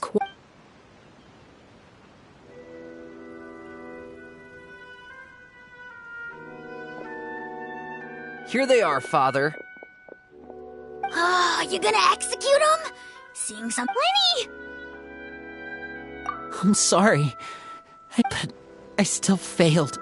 I couldn't find a way... Huh? Are you... Perry? Indeed, it's been a while, Clairvy. Perry! Shh. Stay right there.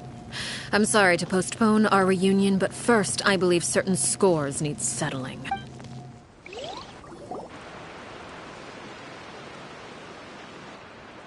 Father, let me explain. Out of my way. Father! You chose to conceal a threat to the house. And for that, you must be punished. Overall, however, I suppose your wrongdoing is hardly the most egregious of the bunch, so I'll deal with your punishments later. As for right now, the more pressing concerns are the traitors among us. By traitors? Do you mean us? Father, let me explain. We didn't mean to... Fultz, why don't you share what you heard? Yes, Father. Secret Midnight Meeting number 3. Participants, Filial, Nantoy, Sato, Toddy. Nantoy clearly said, if only Father wasn't the one who took us in. Sato added, I'm sick of this life. I just want to live as a normal person. Filial was the worst of them all. She called us crazies and said a bunch of mean things about Father. I did not! You're lying! Fultz is trying to frame us. It's not like I'm the only one who heard those things. After that, you and Toddy and a bunch of other people started talking about Clairvy. You were using all those things Clairvy brought up as an excuse to question Father. We're birds locked in a cage. The only way out is to destroy it. That's what you said, wasn't it? You little... You just want me gone, don't you? What did I ever do to you, huh? And you, Sheplo, have you forgotten who stood by your sickbed, watched over you, and changed your dressings? Come on, let's hear it then. What's your reason for all this?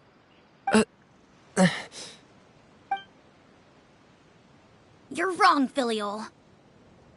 We don't want you to die. You're our family. Liar. You wouldn't be doing this if that were the case. So why? Why have you backed us into a corner? We all live in the House of the Hearth. You know the type of work we do, Filial. A single betrayal can cost dozens of us our lives. It's not like it's never happened before. That kind of thing is hard to forget. That's why the House of the Hearth cannot tolerate any form of betrayal. Ever since we came to Poisson, you've had 7 secret meetings. A lot of the things you talked about really crossed the line. You've been spying on us for half a month? Wait a second. Now that I think about it, the move to Poisson was just a way to make it easier to spy on us, wasn't it? Because we were all in one place. You've had this planned all along. Filial, Nantoy, I'm sorry. I owe you both my life. I owe Clairvy too. If it weren't for all your help after I got poisoned, I wouldn't be standing here today. If this were any other situation, I would do anything to repay that kindness, even if it cost me my life. But rules are rules. I'm sorry. My hands are tied. Why? Why? That's enough, Filial. We made a mistake, and we should own up to it. We broke the rules, plain and simple. And now we have to face the consequences. I'm sorry, Chapleau. Foltz. I'm sorry, Father. We accept our punishment. Chapleau, according to the rules of the House of the Hearth, how should these traitors be punished? All those who betray the house pay with their lives. And so it shall be.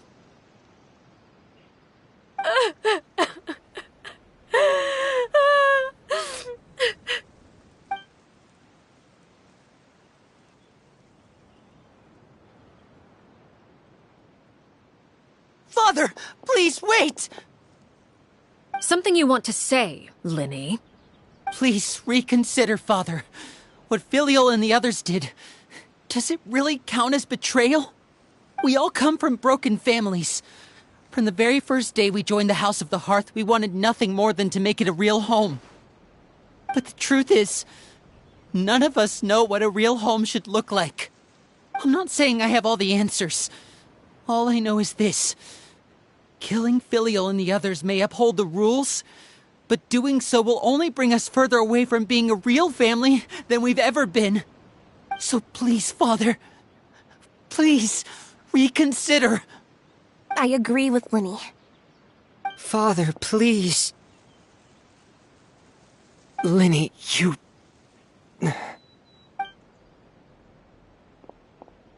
I also agree with Linny.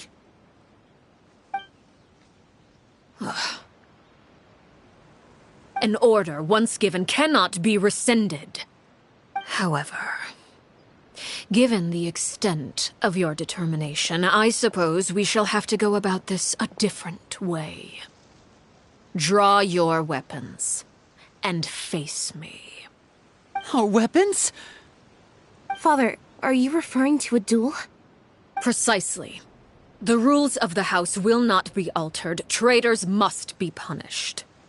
However, resolving disputes with a duel is also one of our rules, one that also applies to me. Demonstrate a sufficient showing of strength, and I shall offer a concession. Wait. Beat Father in a duel? Impossible. Father is way too strong, even for Linny.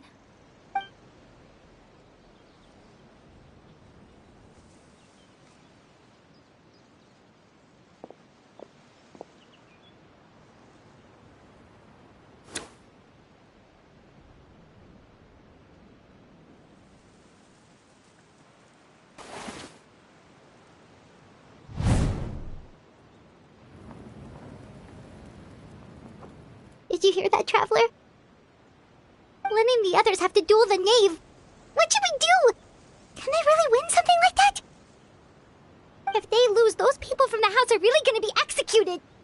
Hey, are you listening?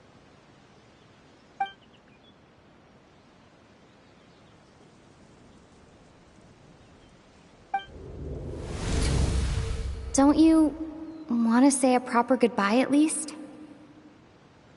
Anger makes you impulsive. Sorrow causes you to waver.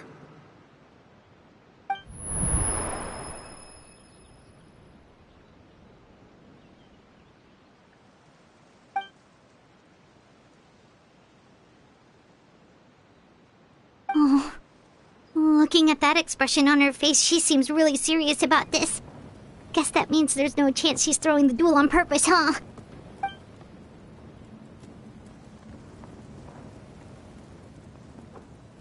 When guests are around, families are often on their best behavior. And any disputes are less likely to escalate. When the time comes, make the choice that you deem most appropriate in the situation, and lend your help to the House of the Hearth. What's wrong, Traveler? Hey, where are you going? Traveler? You're asking to join the duel against the knave? I'll allow it.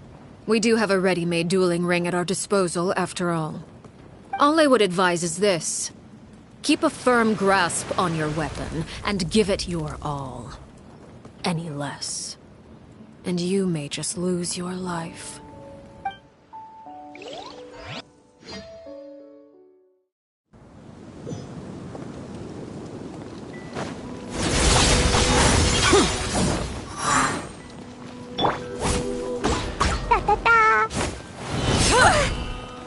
The doctor will see you now.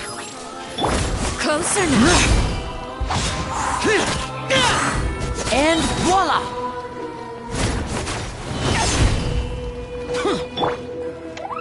With these rising flames. Closer now.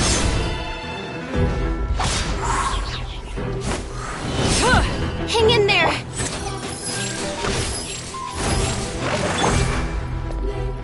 Lament! Here! With these rising flames! Here! Prepare Now that's more like it! Worthless! Get in gear!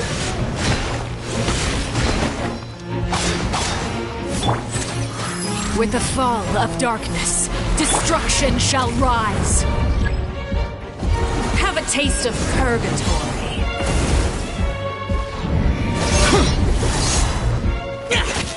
Now's our chance!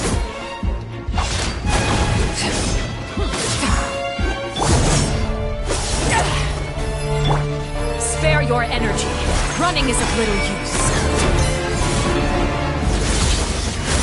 Useless! Over here!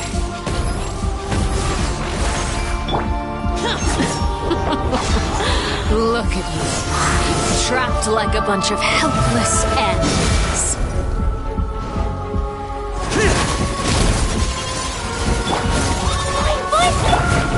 Mind the side effect. If I really have to draw my blade, then... With these rising flames... Boring! Evil conquering! Worthless! With these rising flames... Here! Worthless! Now's our chance! Is it my turn? Good. Who's next?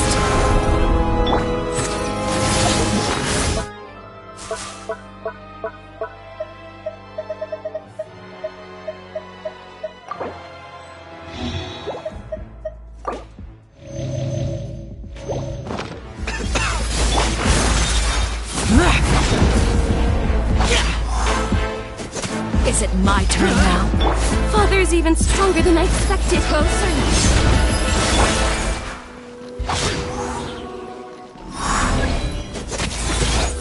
The countdown has begun. Like a fly tangled in a web. Spare your energy. Get in gear! With these rising flames. Remember, health comes first. Have a taste of purgatory.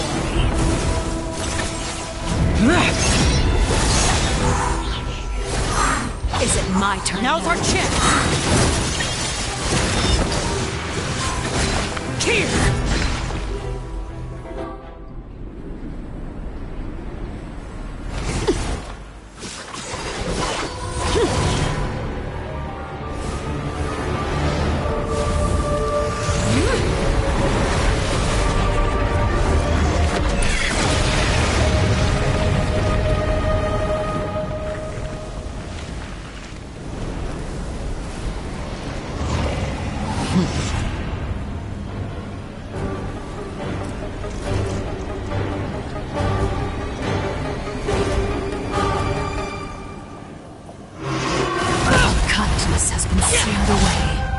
My blade is all that remains.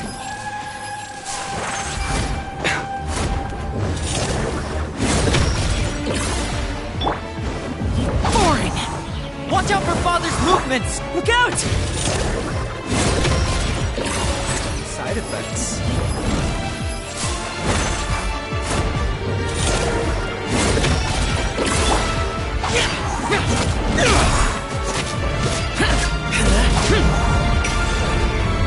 Now's our chance! Over here!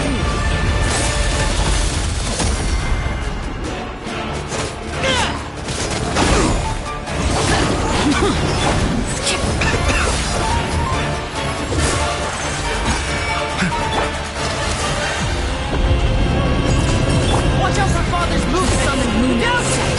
Only noise remains. You struggle in vain.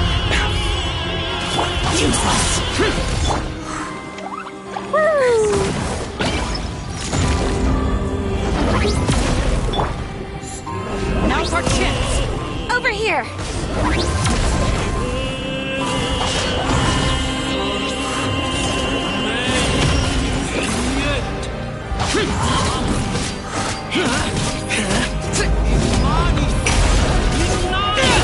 Evil conquering!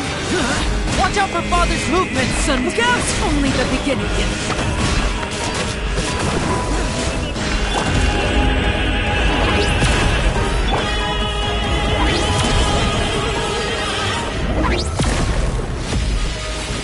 The doctor will see you now.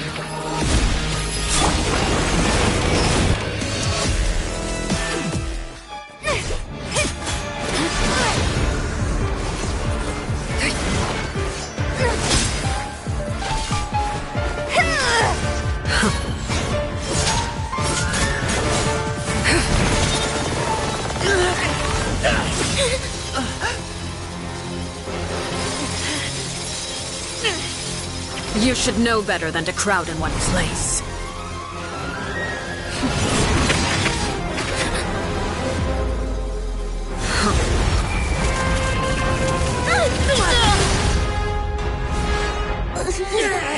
Oh, I know.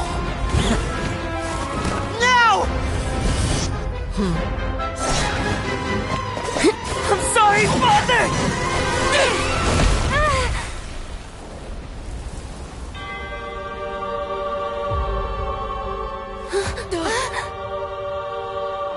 Sorry for what? This pitiful excuse for an attack.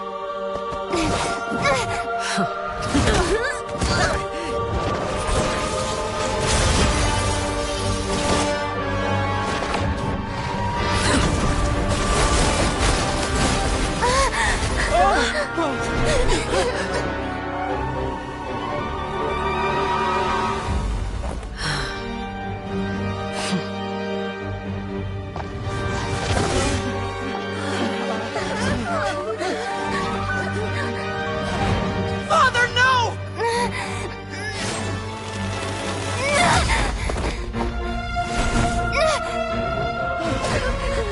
Made it out, did you? You're stronger than I expected.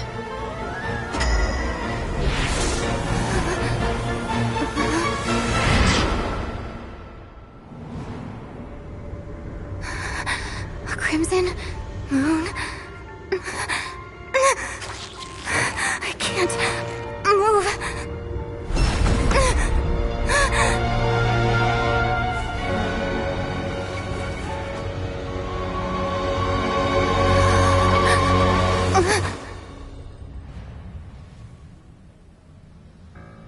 Still, not strong enough to beat me.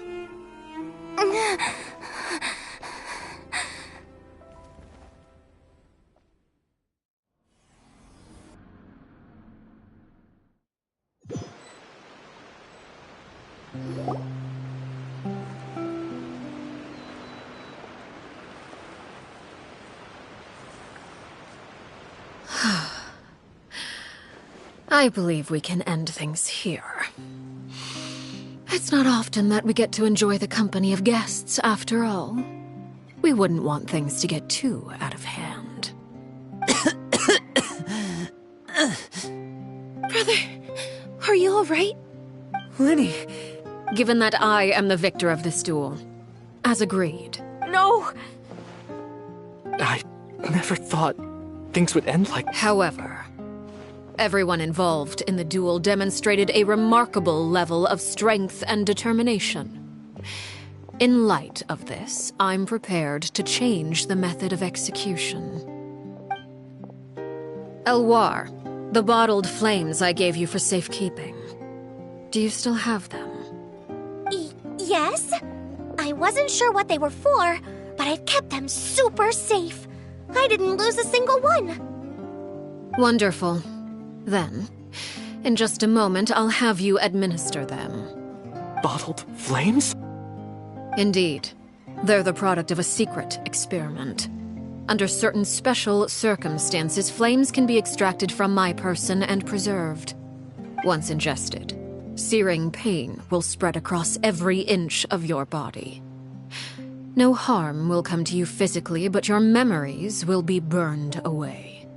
If you can withstand the pain. When you awake, you'll have forgotten everything you know about the House of the Hearth, and will be expelled from the organization. In other words, administering this concoction will kill the version of you that grew up in the house, and give you a new identity.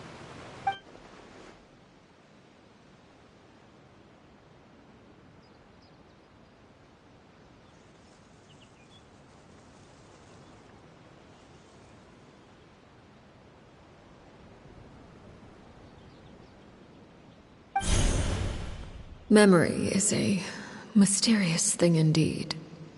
Losing a portion of your memories will alter your sense of self.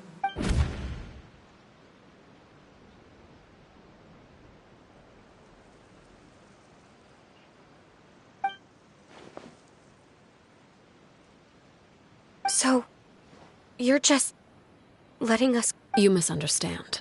Memories are extremely important. Once consumed by flame, the version of you standing before me will die, and our secrets will die with you. So... Even so, I'm sorry, Father. I'm sorry I let you down. But I really... Don't cry, Filial. You haven't left the house yet, so there are still rules to be followed, yes? Remember what I taught you. Anger makes you impulsive, sorrow causes you to... Of course. Dry your tears, and go pursue... Yes, Father! Chaplot, Foltz, Elwar, I prepared 3 extra vials of bottled flames. Goodbye, children. The next time we meet, I will no longer be your father. Thank you for all you've done for the house. I hope you have bright futures ahead of you.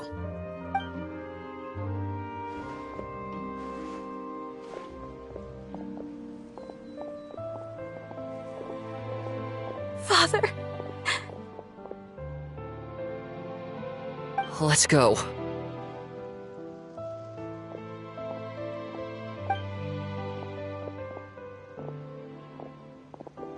Here, grab my arm, Lenny. I'll help you. Thank you.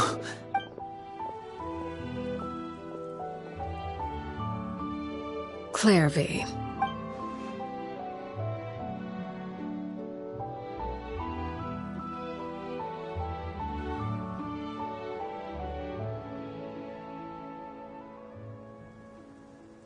Can we talk now? You really are Perry, aren't you? I haven't seen you in so long. How come you're all grown up? Wait, did I somehow travel to the future on accident? Or am I dreaming? What a long dream. Neither. You died, Clairvy. That's what happened. You could have at least sugarcoated it a little! Oh. Okay then. Huh? That's it? You accepted it just like that? Yep. If that's what Perry says happened, then I believe her. Perry wouldn't lie to me. Plus, I don't really need to know why I'm like this. I'm more curious about what happens in the future. If you're a harbinger now, Perry, that means Mother is gone, isn't she? Can you tell me about it? I want to know what happened to her. And to me. You never stopped trying to defy fate. At first, no one believed you. You could only vent your frustrations to the moon. In fact, you often sought comfort in the night sky. You wanted to see the aurora, so one night we promised each other we would go to Snezhnaya to see it together. Later on, you tried to run away, but you were brought back each time. Mother spared your life, but it wasn't out of kindness. Instead, she decided to make an example of you by slowly torturing you over time. That way, the other children would know what happens to traitors. Still, you never gave up. Mother hoped that through ruthless duel after ruthless duel, she would be able to crown an ultimate victor among the children she raised. But you called on everyone to unite, to fight to a draw in order to reduce casualties. Your efforts may have only delayed the inevitable, but still. You gave them hope. You tried everything you could think of, but every attempt ended in failure. Still, you never turned your sword on Crucibina. For the last 16 years of my life, I've done everything I can to fight for freedom. But now, I realize that the only freedom I truly possess is the freedom to choose to die. I never imagined I would say something like that. I must have been feeling really worn down. But somehow, I still think I understand. According to Mother's plan, only one of us was going to make it until the end. And I always hoped that person would be you. If I could do it all over again, I still don't think I would make a different choice. Even when I first met you, I knew you'd be able to do what I couldn't. Is that so? Even now, I'm not sure I truly understand what kind of freedom you were trying to pursue. But as the head of the House of the Hearth and as the children's father, I've tried to give them the most basic of freedoms. The freedom to choose their own fate. It's something I discussed with the Eudex of Fontaine. The children who want to leave the house will have their memories wiped clean of all secrets pertaining to the organization. In return, they will be allowed to live a normal life in Fontaine without being prosecuted for their past. Of course, I won't simply hand freedom to them on a silver platter. They have to fight for it and prove themselves worthy of it. Only freedom that is earned has true value. That's more than enough. That's exactly the kind of life I was fighting for. You know, Perry, I think you're a pretty amazing king, and a really great father, too. I'm really happy that you're the one who took over the house. I guess I do have one regret, though. I still haven't seen the outside world. Well, it just so happens that our dear guests over here have been to many nations and traveled to countless places. Perhaps they would be willing to tell you what the outside world is like. Really? Of course! We've traveled all over the place. We've got so many stories, we could probably talk your ears off for 3 days straight!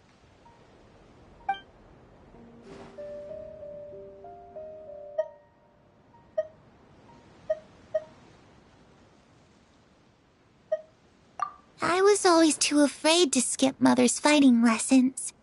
But at the academia, I bet you could do all sorts of secret things in class. Things that have nothing to do with studying. I'm just kidding. Being able to study whatever you want without having to fear for your life actually sounds pretty great. You know, I used to dream of being a bard. Playing the lute while singing into the winds of freedom? Even if there was no one there to listen, I would have continued to sing no matter what.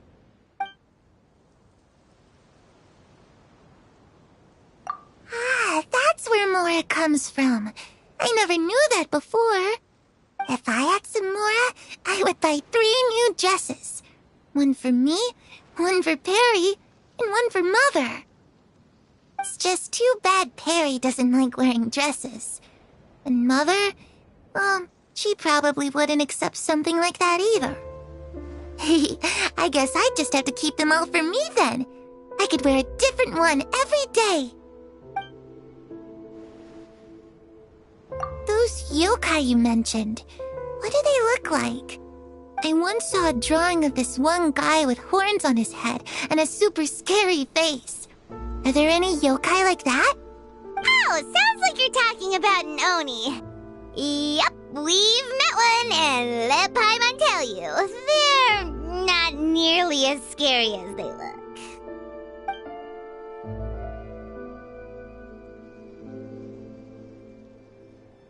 The situation was super dangerous. Lenny and Lynette were accused of committing a crime, and they were going to have to stand trial at the Opera Epicles. Oh no, that must have been hard for all of you. What happened next? Don't worry, we were able to turn the situation around super quickly. All thanks to Detective Paimon, of course. How'd you do that? Come on, tell me. Okay, so it was like this. After the failed magic show, we rushed to the scene and...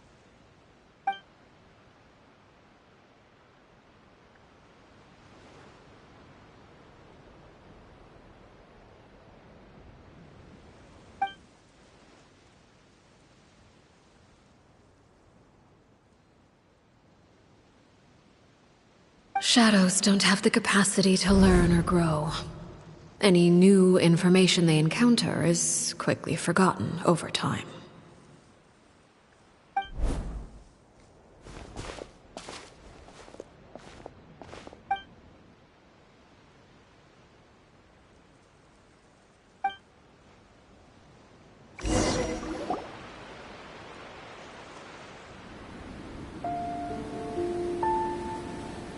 Clairvy, you've worked tirelessly from the shadows to overthrow the House of the Hearth.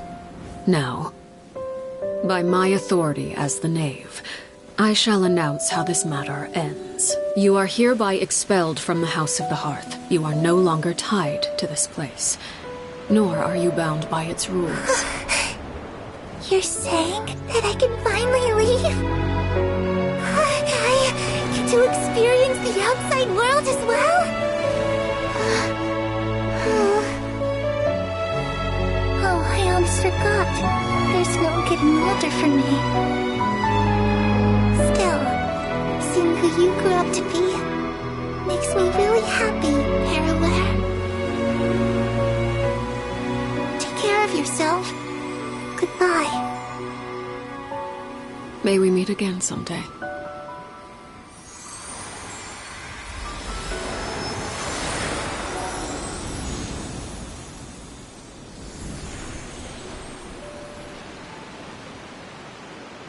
Clairvy. She left so soon. Paimon didn't even get to finish her story. I also have certain sentiments left unsaid. I wanted to tell her that the aurora I saw in Snezhnaya was just as beautiful as the ones in the pictures. But a shadow's memories reset at dawn. Had we delayed any longer, we wouldn't have had the time to say goodbye. Whatever regrets may linger, let them be lost to the coming of a new day. Father? It's Linny! Hey, Linny!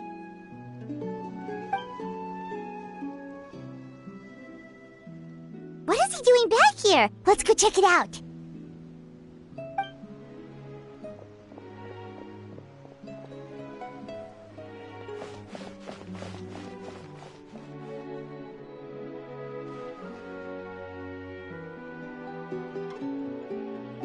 Father, the bottled flames have been administered.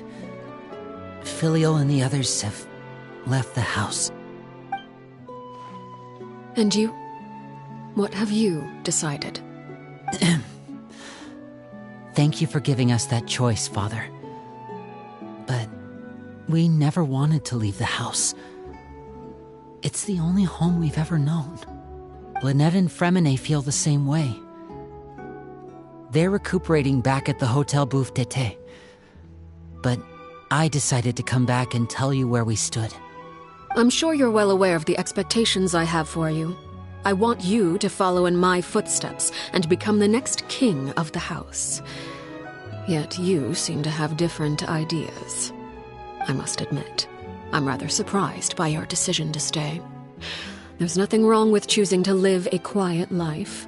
Leading this organization is a heavy responsibility, one not so easily carried by someone forced onto the throne. I just never understood what you saw in me. What made you believe I was deserving of that throne? You're brave, talented, and, most importantly, you cherish your family. You would do anything to protect them, even if it costs you your life.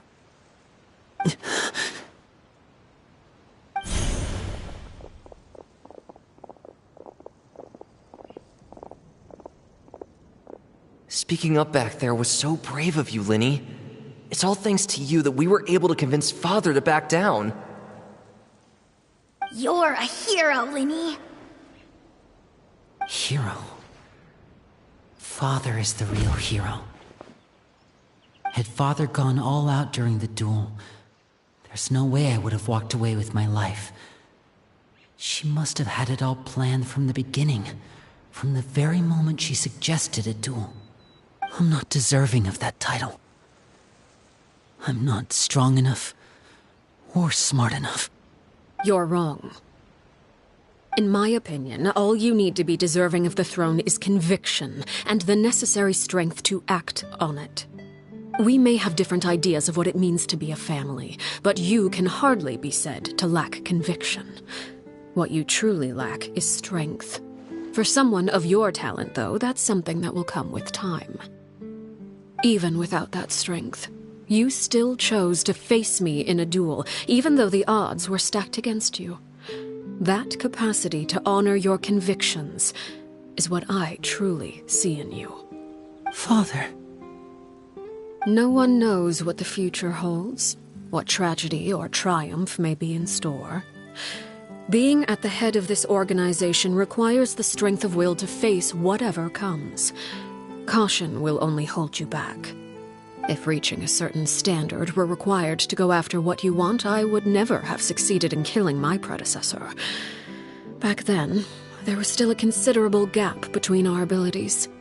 Strength may decide the ultimate victor, but those who let a lack of strength dictate their decisions or undermine their convictions will never be worthy of the throne. I understand, Father. Thank you. Children must grow up to surpass their parents. Only then can a family continue to flourish. The road ahead is not an easy one, so I'll ask you one last time. Are you certain you want to stay? You've done so much for me, Father, and that kindness must be repaid. Plus, with Project Stuja at hand, there are many dangers ahead, and I, for one, don't intend to back down. Protecting my family at all costs. That's my conviction. Then you're welcome to stay. As for Project Stuja, you need not be too concerned. If those cowardly businessmen and heartless dignitaries try to take us down, I'm prepared to teach them a lesson. Having members who longed for the light was our organization's last weakness. With those members no longer among our ranks, the House of the Hearth is like a spider hiding in the shadows.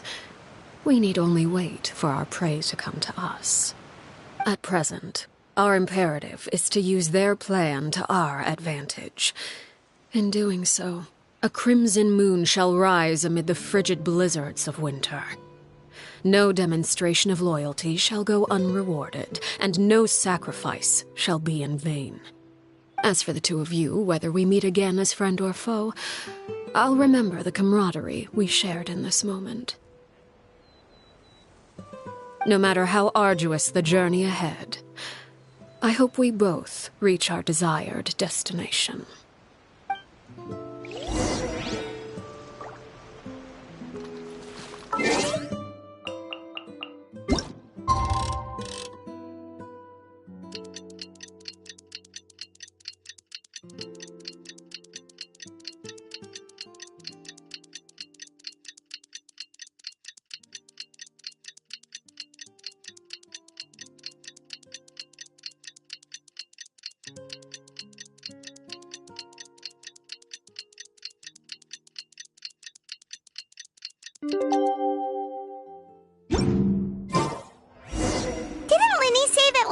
Fremine were recovering at the hotel.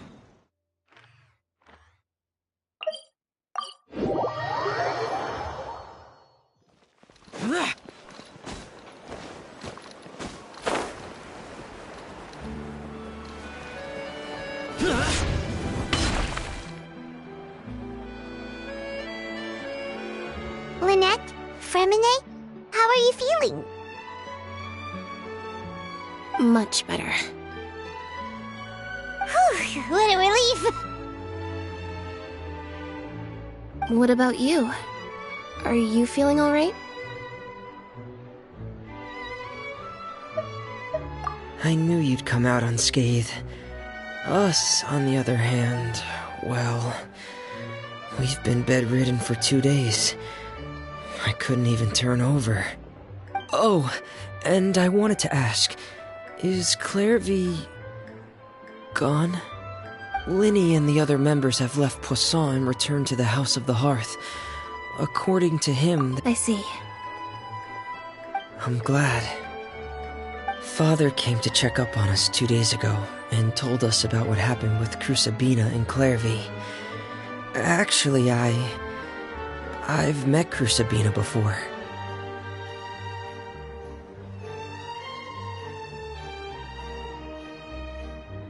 Wait, what? You've met the former knave? Crusabina died a year after Clairvy. It was during the year between their deaths that I joined the House of the Hearth. Crusabina had an extremely cruel and radical way of doing things. While she was alive, the atmosphere in the house was suffocating. When I joined, though, the experiment she valued so much had already come to an end, and all the people involved, dead and injured alike, were gone. Crusabina never talked about the past with us newcomers. A couple of months after I joined, Father killed Crusabina and burned all her files. With that, the names of all the people subjected to her experiments, Clairvy included, were lost to the flames, along with the painful memories they represented. Father took in Lenny and me a couple months after that, but she never mentioned anything about Crusabina or Clairvy. It really seems like something she was planning to keep to herself. The last time you talked to her, did she mention why she kept it a secret for so long? She said she didn't want us to be affected by the darkness of the past. She was worried we'd develop a false sense of gratitude towards her if we knew about it. The foundation of a family should be free of any corrupting influence. Whatever happened in the past, it has nothing to do with who we are now. And that's what Father told us in the end. But I still thanked her for everything. It was only after hearing about what Crusabina did that I finally realized how insignificant our lives could have been. The members of the house meant nothing to her. To say that she valued them in any way, even just as a tool, would probably be giving her too much credit. If Father hadn't taken over the House of the Hearth, I probably would have already... Father rarely brings up the fact that she saved us. She doesn't believe that being indebted to her should be what ties us together. But even if we didn't owe her anything, we would still choose to stay. Because this is our home. We may have arguments or times when we feel wronged. Some people may even choose to leave. But as long as Father is here, we will always have a home. Whether the path before us is bathed in sunlight or shrouded in shadow, we'll follow Father wherever she chooses to go.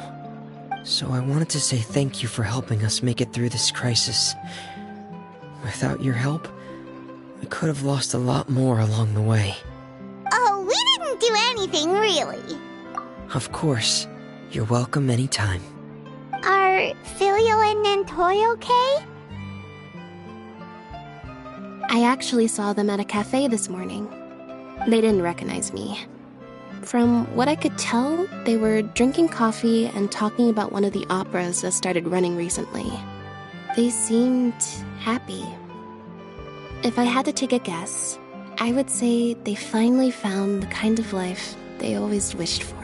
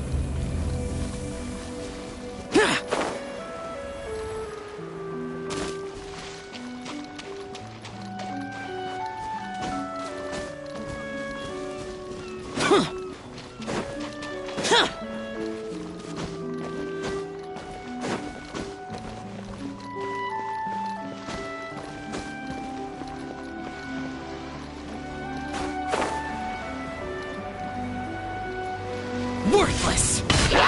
Useless! Dumpy Dumpty go! Yeah! Boing boing boom!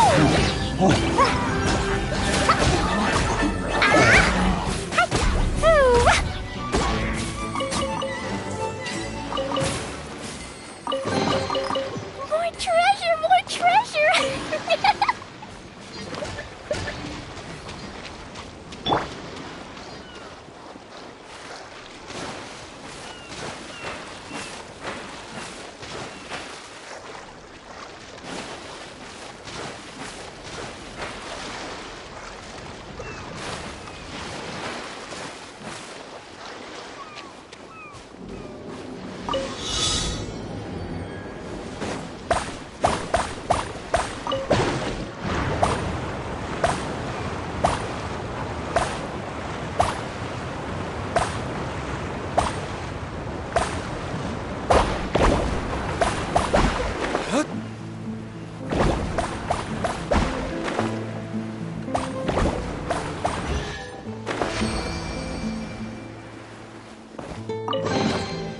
I suppose this will do.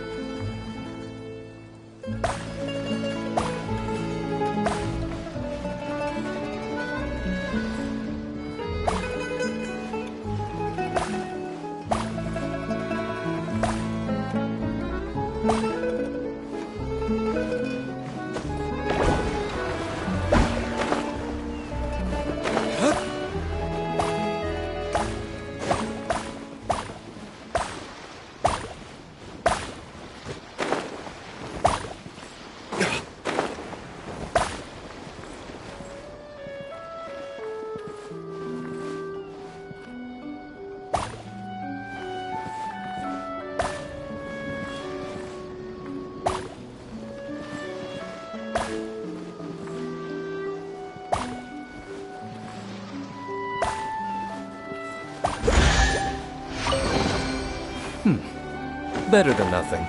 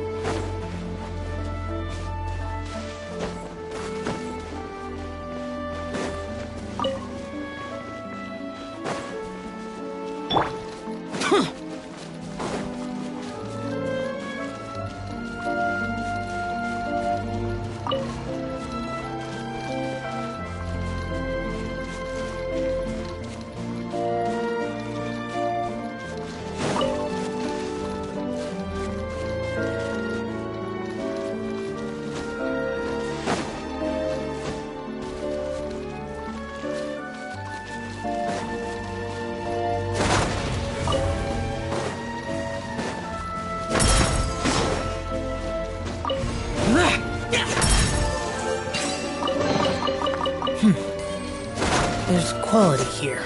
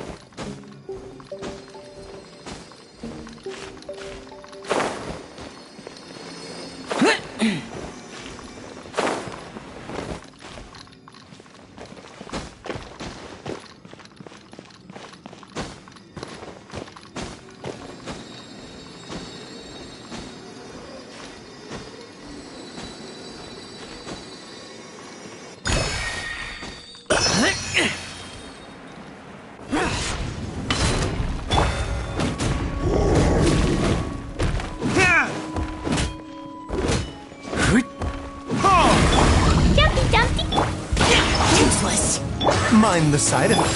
Fine, fine, fine! Boo!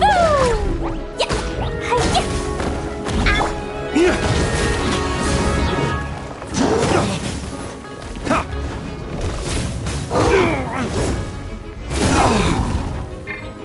A bitter peltus.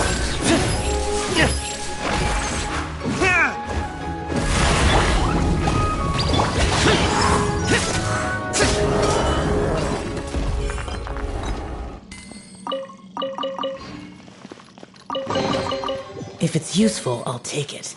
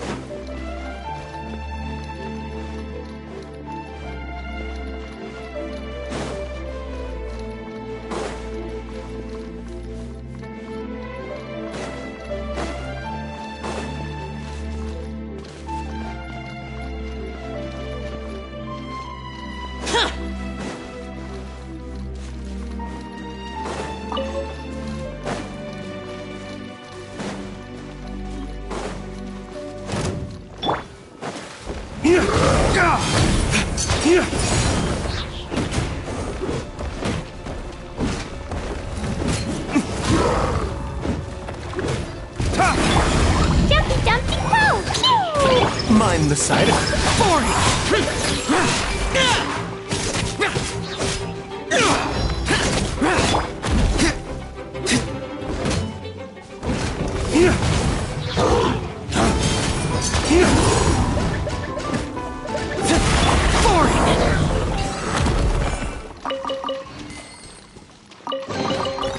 Why would anyone want...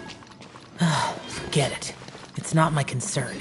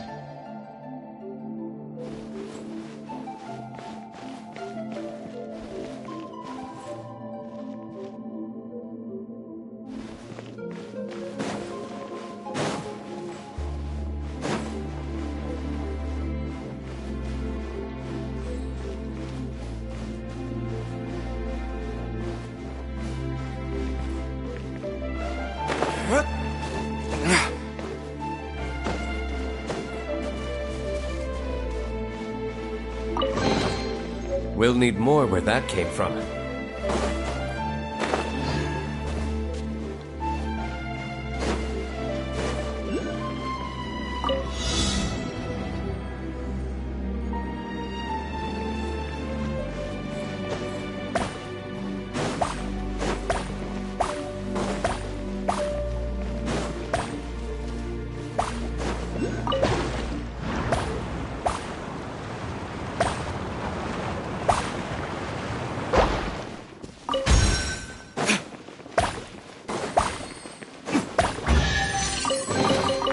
We'll need more where that came from.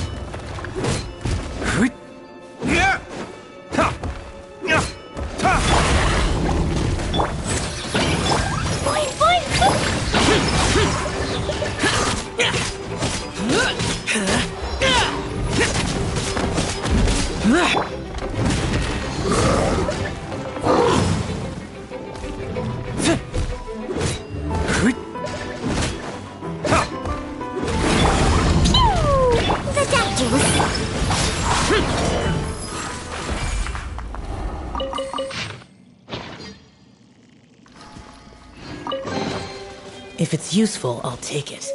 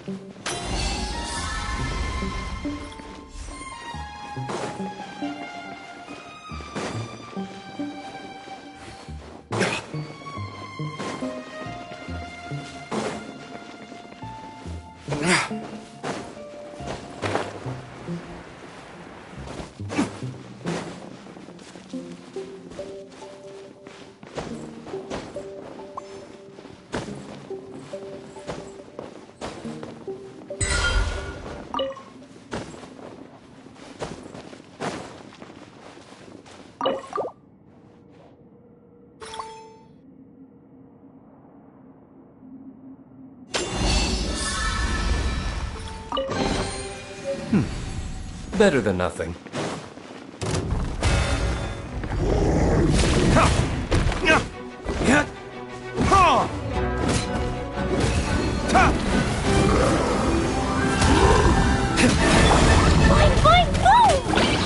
Mind the side effect. Useless.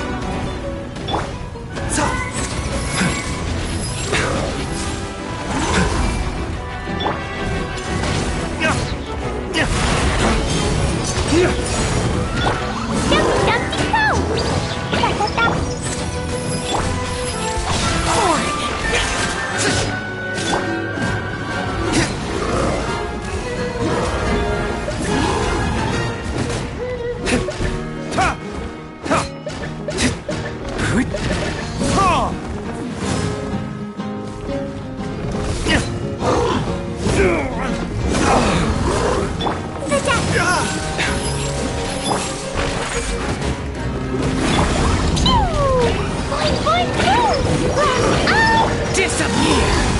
Worthless! Here! Worthless! Here!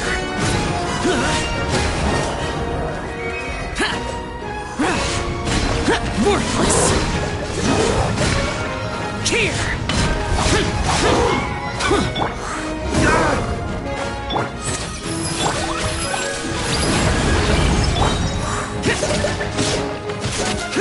Useless!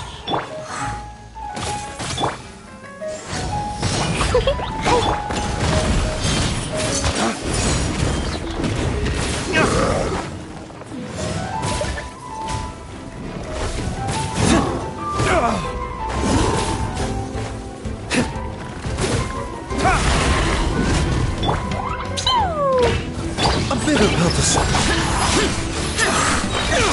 Evil conquering!